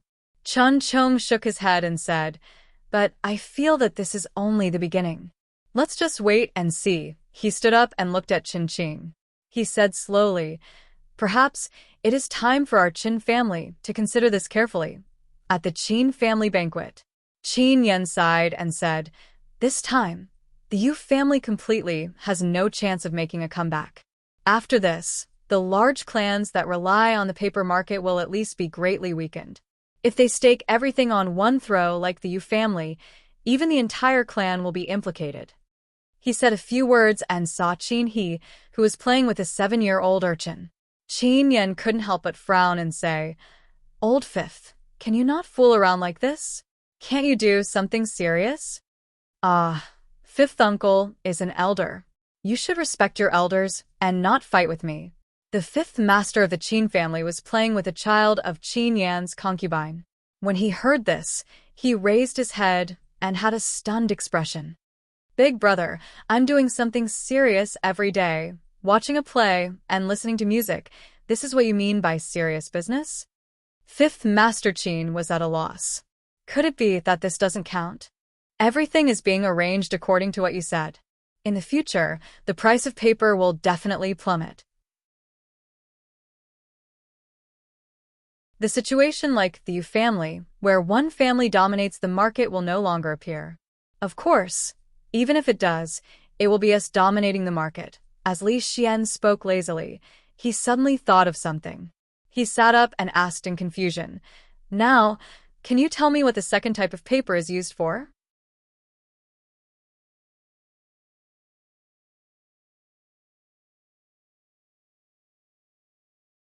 Chapter 8:15.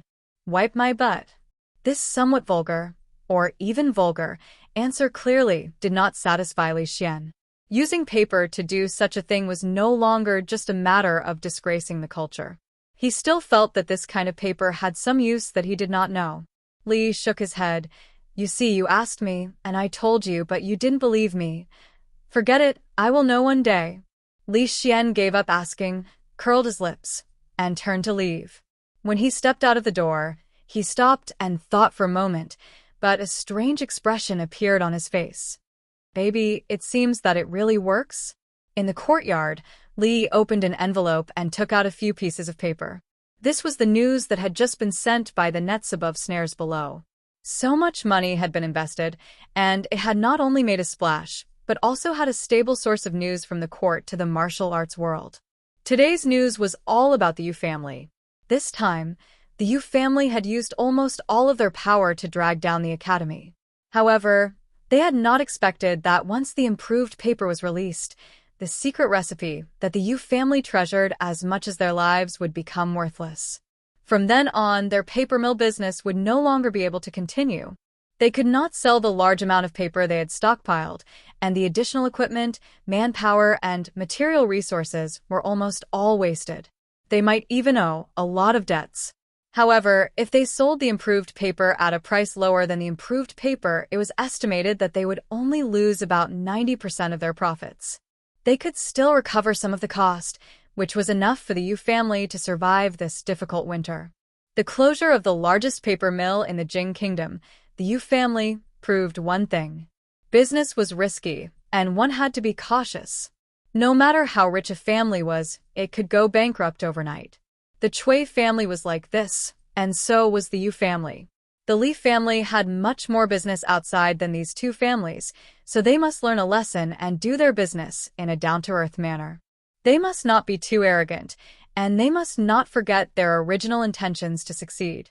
The old emperor said that the Yu family had made some contributions to the empire in the past. In this time of crisis, if it was convenient for them to lend a helping hand, it would be better for them to do so. Out of the spirit of humanitarianism, he would have Her Royal Highness send someone to buy the paper that the Yu family couldn't sell at 10% of the price of the improved paper. This way, at least for this winter, they wouldn't have to worry about starving or freezing to death. Brother Cui, save the Yu family. You must save the Yu family this time. In just 2 days, Yu Dingfeng, the head of the Yu family, had a face full of stubble, and his eyes were bloodshot.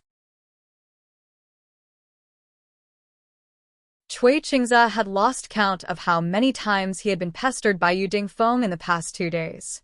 With an impatient expression on his face, he said, "That kind of improved paper is indeed of a much higher quality than the Yu family's paper. Moreover, it's so cheap. Everyone in the world can see that. What can I do? As long as I can obtain that modification method." "You still want the improvement method?"